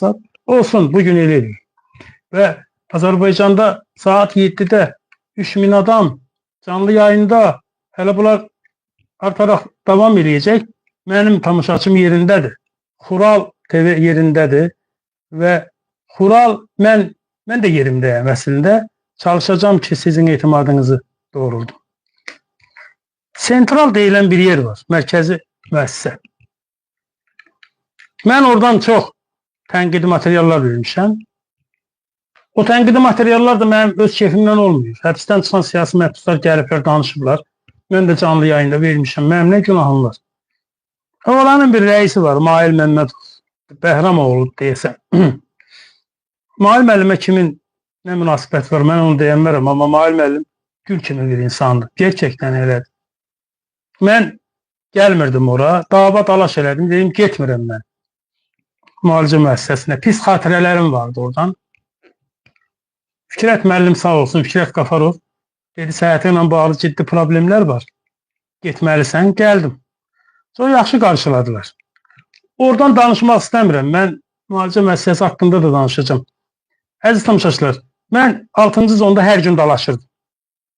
Dalaşmırdım. Hər gün əməkdaşlarla və bir ayı da ayı. Ayı. Dedim, sən harada oxuyursan? Ayısan sən. Ayı. Qaçdı, qaba. Deyirəm, sən niyə qaçdı qabaq? Evdə problemim var, gəlmə problemini, gətirmə. Misali Seyidov Desiyatıda 10-cu zonda Ədliyyə Nazirliyi əməkdaşlarının peşə etik kodeksini asmışdı divardan. Mən Fariz Əliyevi onu astıra bilmədim. Bütün zonlarda, Penitenciar Xidmətinin rəhbərliyinə buradan səslənirəm. Bütün zonlarda Ədliyyə Nazirliyi əməkdaşlarının peşə etik kodeksini divardan böyüdün asın. Bir müəssisənin rəisi nədirsə, əməkdaşları da odur. 6-nın rəisi Fariz Əliyevdir. Gənc, idmançı, intrigant, xeyli yalancı, biraz səmimi, belə bir adam. Samanatdan su yeridən, oradan bir plan quran, buradan bir plan quran adam. Əməkdaşlar da elədi. Əli də elədi, Əlinin Məhəmmədi də elədi. İsrafil var orada bir yaxşı olan. Ona elədi deyilməyim, amma o da elədi. Bir dəfə zarafat eləmişdik, getdi zarafat da Farizə dedi. Ondan Samir də elədi, hamısı elədi. Mail Məmmədovda, müalicə müəssisəsində bir insanın bir dəfə xətrimə dəydiyini görmədim. İpək kimi adamdılar. Tanıdım ki, rəis elədi ona görə. Rüşvət var mı? Var. Ədalətsizliklər var mı? Var. Danışacağım indi. Sentraldan danışacağım. Mənim qardaşım, dostum Əziz Orucov oradaydı. Mən getdim, Əziz biraz ondan əvvəl getmişdi. Əzizi niyə tutursuz? 1 milyon yarımlıq auditoriyanın sahibini, media agentliyi, mətbuat şurası. Mən sizdən deyiləm, mən mətbuat deyiləm. Mən mətbuatdan imtina elədim. Əvəz Zeynallı yoxdur. YouTuber'di mi? YouTuber'di. Məlahət xanım sual verəcəkmi? Məlahət xanım, mənim əziz həyat yoldaşım, silahdaşım, anam, bacılarım, ailəm, yaxşı qardaşam mı? Selcanın atasıyam, Bandıqçayın atasıyam. Mən qutardım Azərbaycan mətbuatından. Təpə-təpə kullandım. Əhməd İsmailovun olsun, Rəşad Məcrin olsun, sağ olsun. Siz dəstəyi Əziz Orucovlara verməlisiniz. Əziz Orucovu tutublar ki, sən özün ev tikirsən. Hətta bu xarabada mən nə edim? Allah rəhmət eləsin. Öldü mən həbsdə olanda. Səbuhi Məmmədli var idi. Deyirdi ki, Əvəz Zeynallı sütusunu daşla ev tikir. Bu ölkədə sütusunu daşla ev tikdik. İndi bəziləri yazır ki, Əvəz müəllimin evi var, maşını var. Satsın, eləsin. Təbii ki, satacaq. Səhhətimiz ağır olarsa onu da satacaq. Mən istəmirəm satmaq. Amma çatdırmasaq onu da satacaq. Kim niyə bundan narahat olsun? Namısını bu millət bizə verir. Biz xidmət eləmişik. Gərəkirsə satacaq. Bəzi Orucov da ev tikmək istəyib. 2 balası var. Neçə yaşı var onun? Aynen. Körpə, 3 yaşı, 5 yaşı. Mən həbs olunanda, Selcanın 11-ci həbs olunanda Banu Çiçəyin 8 yaşı var. Kim fikirləşdi ki, Əvəz Zeynalının 2 dənə qızı var? Kim sonra fikirləşdi ki, Əvəz Zeynalının 2 qızı var? Deyirlər, Əvəz Zeynalının qızları İstanbul'da oxuyur. Vüqar, qardaşım Vüqar Tofiqoğlu'na zəng edib deyirlər. Əvəz Zeynalının qızları başınla oxuyur, başınla. Əvəz Zeynalının qızlarına 1 manat da xərclənir. Selcan biraz bizi xərcə salır. Avropada biraz daha böyük arzuları var. O da bizim yatırımımız Selcandır. Dostlarım var, sağ olsunlar. O vaxtdan kömək elədilər. Gedib oxuyur. Biz bu minvalla geldik ve belə də davam eləyəcək. Yəni bunun başqa bir versiyası da yoxdur ki. Deməli bu əziz. Onu deyirdim axı. Bir Qasım Məmmədov var. Ondan ayrıca danışacağım. Maşallah, maşallah indi bığlarını belə buzadıb bax buna qədər gətirir. Ülkücü bığı. Eşq olsun. Qasım Məmmədova Məlahət xanım getdi, mən həbsdə olanda. Dedi ki, bizim hesaplarımızda pullar var. Ne bileyim $2800 YouTube'dan gelip orada Beynəlxalq Bank'da var, xaraba qalsın Beynəlxalq Bankı. İşləmir, sıfır. Ne bileyim Kapital Bank'da bizim bir $5000 var, cari hesabımız var. Tamaşaçılara birden müraciət edirdim ki, bize 1 manattan kömək eləyin, bizi bunların eline vermeyin. Bize 1 manattan kömək eləmədiniz, bizi bunların eline verdiniz. Bugüne geldik.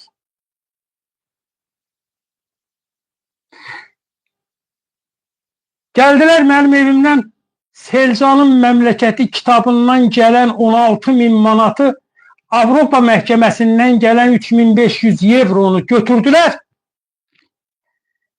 O Əli Məmmədovdan danışacağım Apellyasiya Məhkəməsindən. Hakimlik adına ağır cinayətlərdə məhkəmə mi idi? İndi Apellyasiya Məhkəməsindədir. Əli Məmmədov hakimlik adına üz qaraz.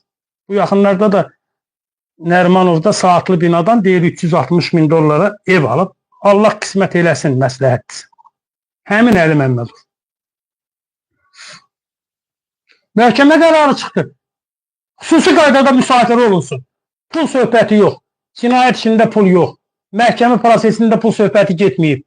Mənə bu pul hardan sual verilməyib. Zaten üstündə də yazılıb Selcanın Məmləkəti kitabından 16.000. 3500'də Avropa Məhkəməsindən gələn cərimədən 13.000 Avropa Məhkəməsi cərimələmişdi. $3.000'ını dəllala verdim. $10.000 bizə qaldı. 3500 euro qalıb. O 3500 euronu da götürüblər. Xüsusi qaydada müsadirə elədilər o pulu. Niyə? Burnunuzdan gəlsin. Mən siz o pulu sizə yedirtmərəm.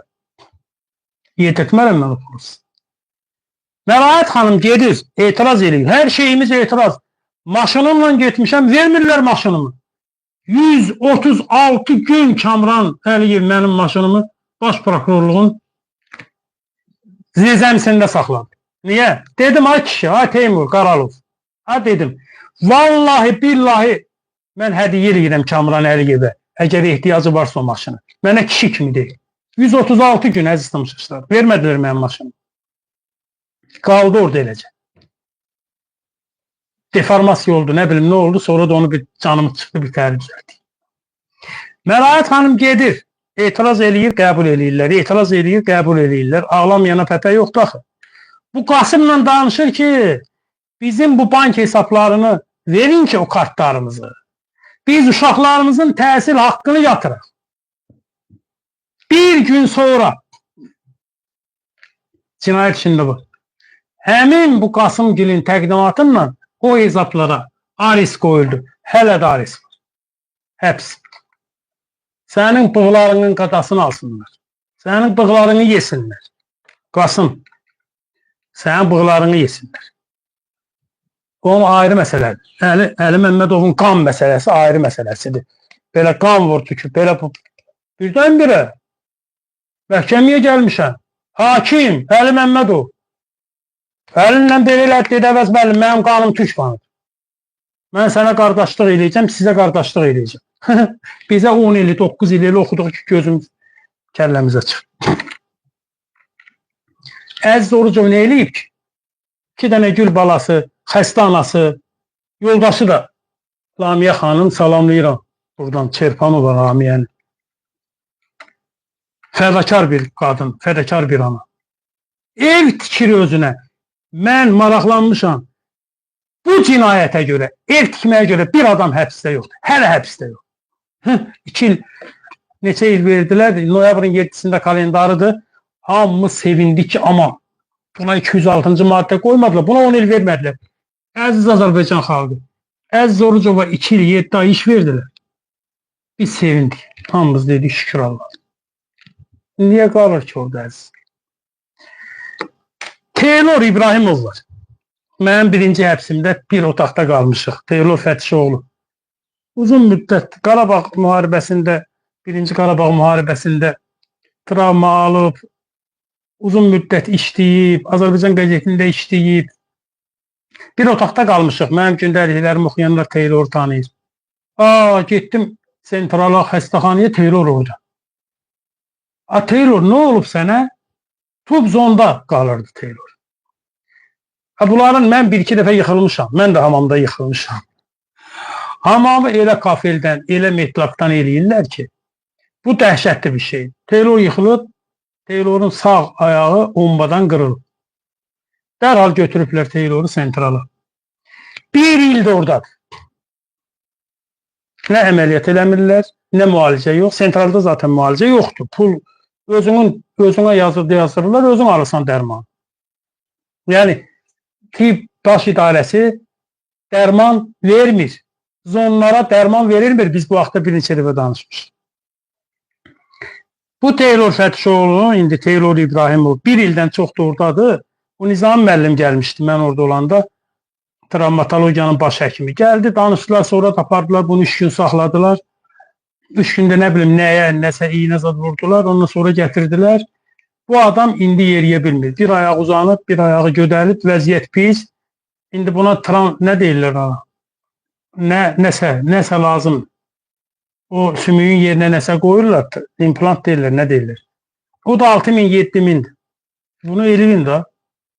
Adam orada çox ağır vəziyyətdədir. Məsələn, Teylor İbrahimov. O da jurnalist. Əziz tamaşaçılar, cərrahiyyə korpusunda qalırdım. 5-ci otaqda. Cərrahiyyə korpusunun 5 nömrəli otağında. Mehdi və Nasir adlı bir adamlar da vardı mənimlə. Mehdi 4-cü stadiya xərçəng, Nasir 4-cü mərhələ xərçəng. Sumqayıtdandırlar deyəsən. Və bir adam maraqlanmır. Zaten deyirəm, orada şey yoxdur. Dərman vermək yoxdur. Nə dərman? Nə filan? O mən idim, nəzarətdə idim, yer göy dağılırdı. Mənə belə dərman gəlməmiş. Mədəmə, burada mədədə xorazad olduğunu aşkar elədilər. Mədə dərmanını belə, ablipika yağını belə, çay tikanı yağı deyirlər. Onu belə bizim özümüz aldıq gəldik. Bir tabletka yoxdur, vermirlər. Bir dənə öləndə ağrı kəsici verirlər, lap ağrıyandı. İndi mən, bu Mehdi ilə Nasirdən də danışmaq istəyirəm. Səmimi sadə adamlar, ailələri kasıb, gəlirlər, gedirlər. Bugün sabahını gözləyən adamlardır. Yoxdur əlacı, nə zona apara bilmirlər. Aparanmazlar axı, 4-cü mərhələ xərçəng ağır vəziyyət. Nə evə buraxmırlar? Pul lazımdır. Bu, hər gününə, hər ayına. Baxmaq yoxdur ki, bu 4-cü mərhələdir. Bu ölür. Bunu burax geçsin evinə də, evində ölsün də. Mehdi və Nasir mənim ağlımdan heç çıxmır. Penitensiyar xidmətinin rəhbərliyinə səslənir. Onların bir səlahiyyəti yoxdur, bilirəm. Çünki penitensiyar xidmət buraxa bilmir, məhkəmə deyirsən, nə qədər alıbsan? Məhkəmə burax. Məhkəmə buraxa bilmir, hakimləri çağırırlar ki, nə qədər alıbsan? Belə bir sistemin içindəyik, dəhşətli bir sistemin için. Mehdi ilə Nasir neyləsin? Pulları yox. Qohum əqrabaları elə yox. Tanışları yox. Rəisin gücündə deyil. Məhkəməyə verirlər, məhkəmə gəlir, kəsir, çıxır, gedir. Zona göndərə bilmirlər, ağır xəstədir, ortada qalır. Demirəm, cinayət törətməyib. Bunun mən dəxli yoxdur. Mən insanı deyirəm, qanun var. Bunun bu mərhələdədirsə bunu buraxın. Hamı Əvəz Zeynallı mı olmalıdır? Hələ Əvəz Zeynallı iki millət qalxdı, belə oldu və belə olarmı? Və bizim vətəndaşımızdır, bizim balalarımızdır, bizim oğlumuzdur, bizim qardaşımızdır. Bir ömürlük məhbus gördüm. Sentralda. Mübariz, Gəncəli mübariz, məşhur adam. 23 ildə həbsxanada. Gəncədə onun böyük hadisələr olub, tutublar. həbs eləyiblər, böyük cinayətlər olub olmayıb, onu da mən deyənlərəm, əziz tamaşaçılar. Mən bircə şeyi bilirəm ki, adam 3 ildir, 3 ildir, 3 ya 4 ildir xərçəng xəstəsidir. O da oradadır. Mübariz də oradadır. Ömürlük alıb. Ömürlüklərlə bağlı bizim layihələrimiz davam edəcək. Elə ömürlüklər var, onları buraxmaq lazımdır. Ömürlük deyilsə yazılır. 25 il yatıb da bu. Bu adam 25 il içərdədir. İndi də xərçəng xəstəliyinə tutulub. Bilmirəm onda neçənci mərhələ idi. Hər halda 3 ildir, 4 ildir xərçəng xəstəliyindən orada müalicə alır. Qanun var, bunu buraxın da. Olmaz mı? Cinayət törədibsə belə 25 il içərdədir da bu adam. İllah da Breivik var idi, bir Breivik. İsveçrədə 88 adamı öldürmüşdü. Ona 20 il iş vermişlər. O deyəsən hələ azadlıqdadır. Bir Kürdaxandan tanıdığım Rüfət Xalıqov var. Bir qolu yoxdur. Sol qolu tam dibindən yoxdur. Bunu gətiriblər sentrala. Mən gələndən sonra dedilər. Anası mənə yazmışdı. Uzun azardan sonra bunu əməliyyat eləyiblər. Təsəvvür eləyin, ayaqları şişir. Çox xəstəlikləri var. Əməliyyatın kişini sökmədən Rüfəti zona vururlar. 9 saylı cəza çəkmə müəssisəsində qalır. Anesteziyən gəlir, bəs irinləyir, bəs zonlarda da tibb sistemi yoxdur. O vaxtda da danışacağım. Zonlarda tibbi təchizat yoxdur. Həkim yoxdur. Həbs olunan, məhkum olunan həkimlərin umuduna qalıb zonlar. Bu çox ciddi məsələdir. Penitensiar xidmətin tibb baş idarəsinə təzə bir rəis gəlib, Cəmil Kamilli. Cavan oğlandır, Türkiyə təhsillidir özdə. Hacəttepe təhsillidir, Ankara'da oxuyur. Bir şeylər eləmək istəyir, amma bir şeylər yoxdur. Mənə dedilər ki, sentralda qalanda dedilər ki, pul yığılır. Məndən istəmirlər. Orada yuxarıdan da, hamı tapşırıb ki, əvvəz Zeynaldan pul zat istəməyin. Çünki maraqlanacaq, niyə istəyirsiniz? Biz də deyəcəyik, biraz ala keçəcək. Dedim, niyə yığırsınız? Dedilər, əvvəl belə. Dedim, yox, deyin, görün, mən də verim də. Dedilər ki, cənazə maşını gəlir sentrala. 35-40 manat yığmaq lazımdır ki, cənazə maşınına benzin pulu verir. Bunu penitensiar xidmət bilməlidir. Tibb baş idarəsi bilməlidir. Və cəza çəkmə müəssisəsinə ölmə üzrə olan məhkumları gətirirlər. Gəlir və ölür. Mehdinin, Nasirin bəxti kəsib ölür. Allahdır da verdiyi canı alır. Öləni gətirirlər, ölür. Mən elə gün olub ki, gündəliklərimdə var.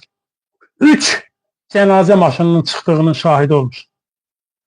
Cənazə maşınının benzin pulunu tustaqlardan yığılır. Cənazə maşını deyir ki, benzinə pulum yox. Sistem, hala baxırsın. Bunun Mahir Məmmədovun gücündə deyil. Bu tibb baş idarəsi penitensiar xidmətdən ayrıdır. Penitensiar xidmətə deyirsən, deyir tibb baş idarəsi. Tibb baş idarəsinə deyirsən, deyir penitensiar xidmət. Yəni, tibbi təchizat yox, dərman yox, həkim yox. Bir həbsdə olanlar xaric olmaq. Nəzakət Məmmədovanı yazmışam mən burada. Bir qadın var. Nəzakət Məmmədova. Mənim məhkəmələrimə gəlib həmişə. Xurala dəvət eləmişik. Debatlara dəvət. Rusiya tərəfdarı, Rusiya yanlısı bir qadın. Olsun. O vaxt müəyyən açıqlamalar oldu. Ondan sonra o qadını tutdular. Ona heç kim vəkillik eləmədi. 13 il, 15 ilmi vətənə xəyanətlə iş verdi. Mən bilmirəm. Nəzakət Məmmədovanın işinlə tanış deyiləm. Buradakı tustaqların bəzilərinin işinlə tanış deyiləm. Mən bilmirəm, onlar o cinayəti törədiblər, yoxsa törətməyiblər. Amma bir ictimai fiquru, bir ictimai qadını, tənqidçi bir qadını Elə Moskvaya gedib gəlib sən deyə tutub Rusiyanın agenti eləyib ona 13 il, 15 il, 17 il iş veriblər. Yeyə bilmirəm. Yəni qəbul edə bilmirəm. Vəkillərdən xahiş elədim. Vəkillərimiz azdır. Dəllal vəkillərimiz çoxdur. Ciddi vəkillərimiz azdır. Bəziləri cinayət işinə girmirlər. Ümumiyyətlə bəziləri 274-cü maddənin qorxusundan o maddəyə yaxın düşmürlər. Mən Dövlət Təhlükəsizlik Xidmətinin təcridxanasında qalanda mənlə otaqda iki nəfər müxtəlif vaxtlarda 274-cü maddə ilə gəliblər.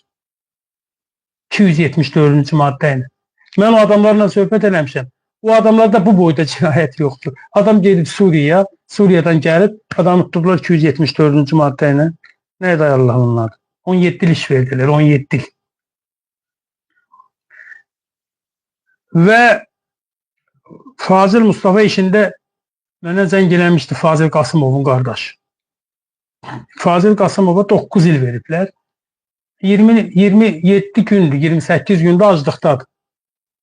Acı eləyir, karşı salırlar, oradan çıxardırlar. Tam bir hüquqsuzluq. Heç Fazil Qasımovun adı yoxdur. Bilmirəm, mən Qubat bəyin bu məsələdə münasibəti necədir, amma Fazilin də durumu o dərəcədə ağırdır. Nazım Baydəmirli neçənci zondadır? Nazım Baydəmirli haqqında yoldaşımla danışdım. Onun da durumu yaxşı deyil. Onun da xəstəliyi var. Nazım Baydəmirlinin də durumu ağırdır. Tanıyıram. Şəxsən tanıyıram. Yəni, intellektualdır, deputat olub, yəni bir rayonun Gədəbəyin deputatı olub, böyük bir klinikanın rəhbəri olub. Polad Aslanov haqqında danışdım, amma Polad Aslanov haqqında mən yenə də təəccüblüyəm. Polad Aslanov indi bu Gülmirə xanım qalıb tək ortada, birdən də balaca gəncəcik uşaqları var. İndi illər keçəcək, beləm olacaq, yəni. Yəni, beləm olub, beləm olmalıdır. Mən onu bilmirəm, əziz tamaşaçılar. İllərlə bu problemlər o qədər çoxdur ki, mən o problemlərin necə həll olunacağını əslində bilmirəm. Elə bir sistem yaranıb ki, şimdi mən burada bu Akşin Abdullayevi bugün qeyd eləmişəm. Cəbhəçi bir gənci yenə tutublar, 30 sutka veriblər. Niyaməddin Əhmədov var, o da cəbhəçi gəncdir. Ona da 13 ilmi, 15 ilmi iş vermişdilər, neçə il içərdədir. Yəni, bütün bu məsələlər əslində olmamalı, deyil mi? Əslində olmamalı. Əslində bizim quracağımız dövlət, arzuladığımız dövlət o deyil axı, o deyildi axı. Toplu şəkildə tənqidi media deyirik də. Mən də keçən dəfə bir müsahibədə, Məlahət xanıma verdiyim müsahibədə demişəm ki, hökumət icazə verəcəksə, tənqidi mediada olacaq, verməyəcəksə olmayacaq. Bunu bəziləri başqa cür qiymətləndirib. Amma mən bunu elə demirəm axı. Elə demirəm axı. Yəni, ölkədə o şərait olmalıdır ki, biz o media ilə məşğul olaq. Və Azərbaycan o media olmadan, müstəqil media olmadan, yad quruluşlarla, nə bilim, beynəlxalq təsiri kəsmək istəyirsiniz, kəsin. Nə bilim, beynəlxalq pul axınını, cinayət yolundan gələn pulların qarşısını almaq istəyirsiniz, alın. Buna kim sizə nə deyir?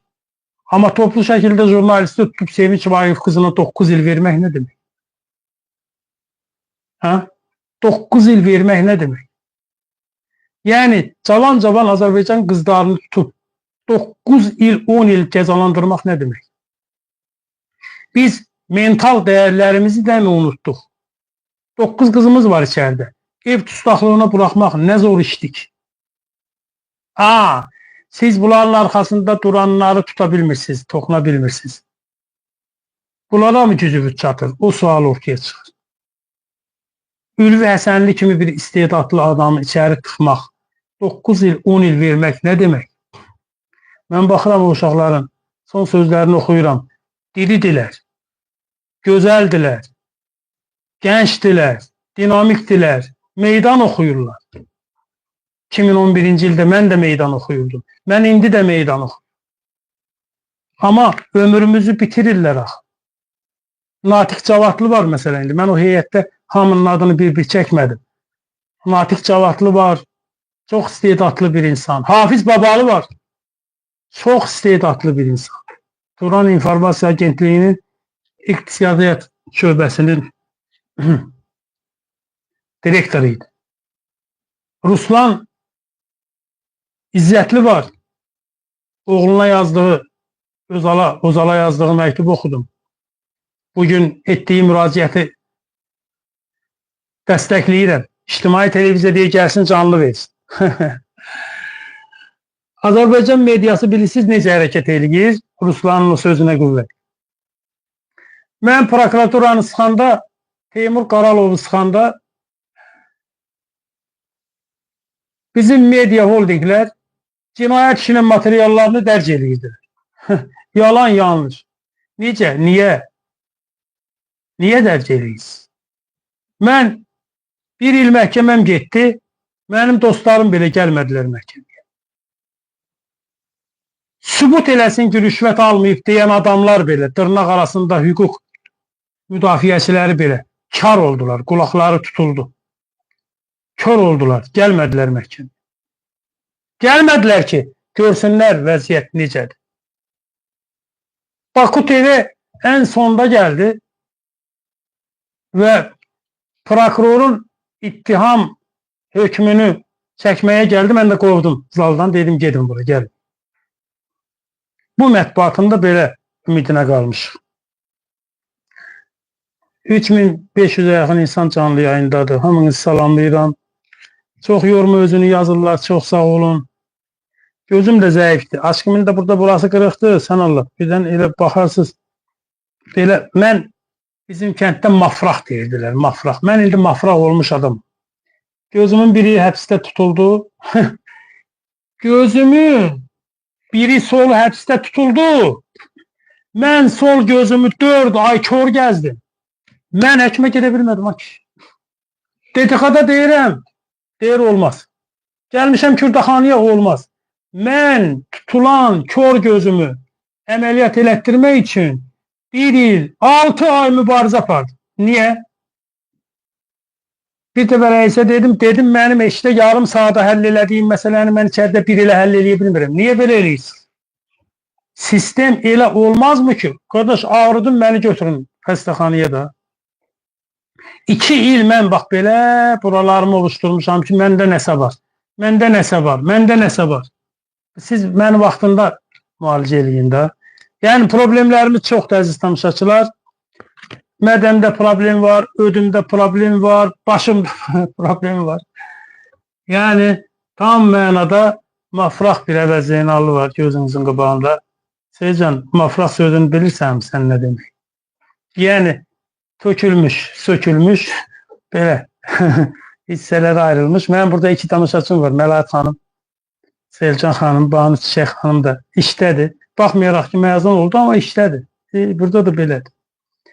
Deməli, buradan ABŞ, deməli, sizi salamlayıram. Deməli, burada çox yazanlar var. Burada bir dəfə sizin adınızı da çəkmədi. Adını çəkməyin, onlar mənim dostlarımdır. Çəkmədilər da, sağ olsunlar. Deməli, mən tutsaqlardan danışacağım. Əziz tamaşaçılar, deməli, burada çox yazanlar var. Ya bu şey Satürnlik NVD Azərbaycana TV Privet tam net ne? Spravedlivost. Kamran Qocayev yazır. NVD-nin Daxili İşlər Nazirliyinin keçmiş əməkdaşıdır. Salamlayıram deyir sizi. Və deyir orada azadlıq yoxdur. Yekunlaşdırıram sadəcə. Qazaxıstandanıq deyir, izləyirik sizi. Millətini, dövlətini sevənləri həbs etdilər. Nədən? Bunlar kimə xidmət edir? O elə bir mövzudur ki. Desəm öldürərlər, deməsəm ölürəm. Yenə ki, oynamam ki, oynatas 3300 izləyici var. Heç 2000'i bəyənmir efiri. Nə qədər bəyəni var? 44 nəfər. Nə qədər? Bəs mən niyə elə görürəm? Hə? Hə, onda yox, kiminlə çoxdur. Mən elə hesab edirəm, bu dəqiqə 3000-i keçəcək biz. 2100 bəyənim var. Heç mən özüm də bəyənməmişəm, mən də bəyəndim. Deməli 3225 adam da canlı yayındadır. Əvvəlki xuraldır. Davam eləyin. Bəyənimləri davam eləyin əziz tamaşaçılar.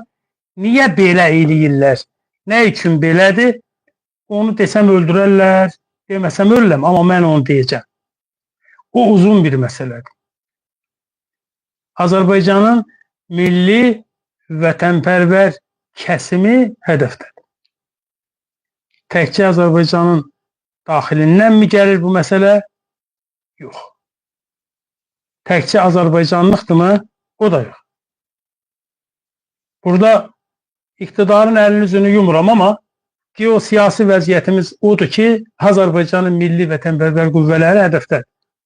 Nə eləməlidir hakimiyyət? O adamları qorumalıdır. Nə eləyir hakimiyyət? O adamları həbs edir. O adamları həbs edir. O adamları sıradan çıxardır. Bizdə düzdür, bizim həbsxanalarda Bəşər Əsədin həbsxanaları kimi şey yoxdur. O şirəzada yedirtmə yoxdur. Amma bu şirə yedirtmə belə olur da. Çarmıxa çəkirlər və gözləyirlər ki, adam özünü bulasın.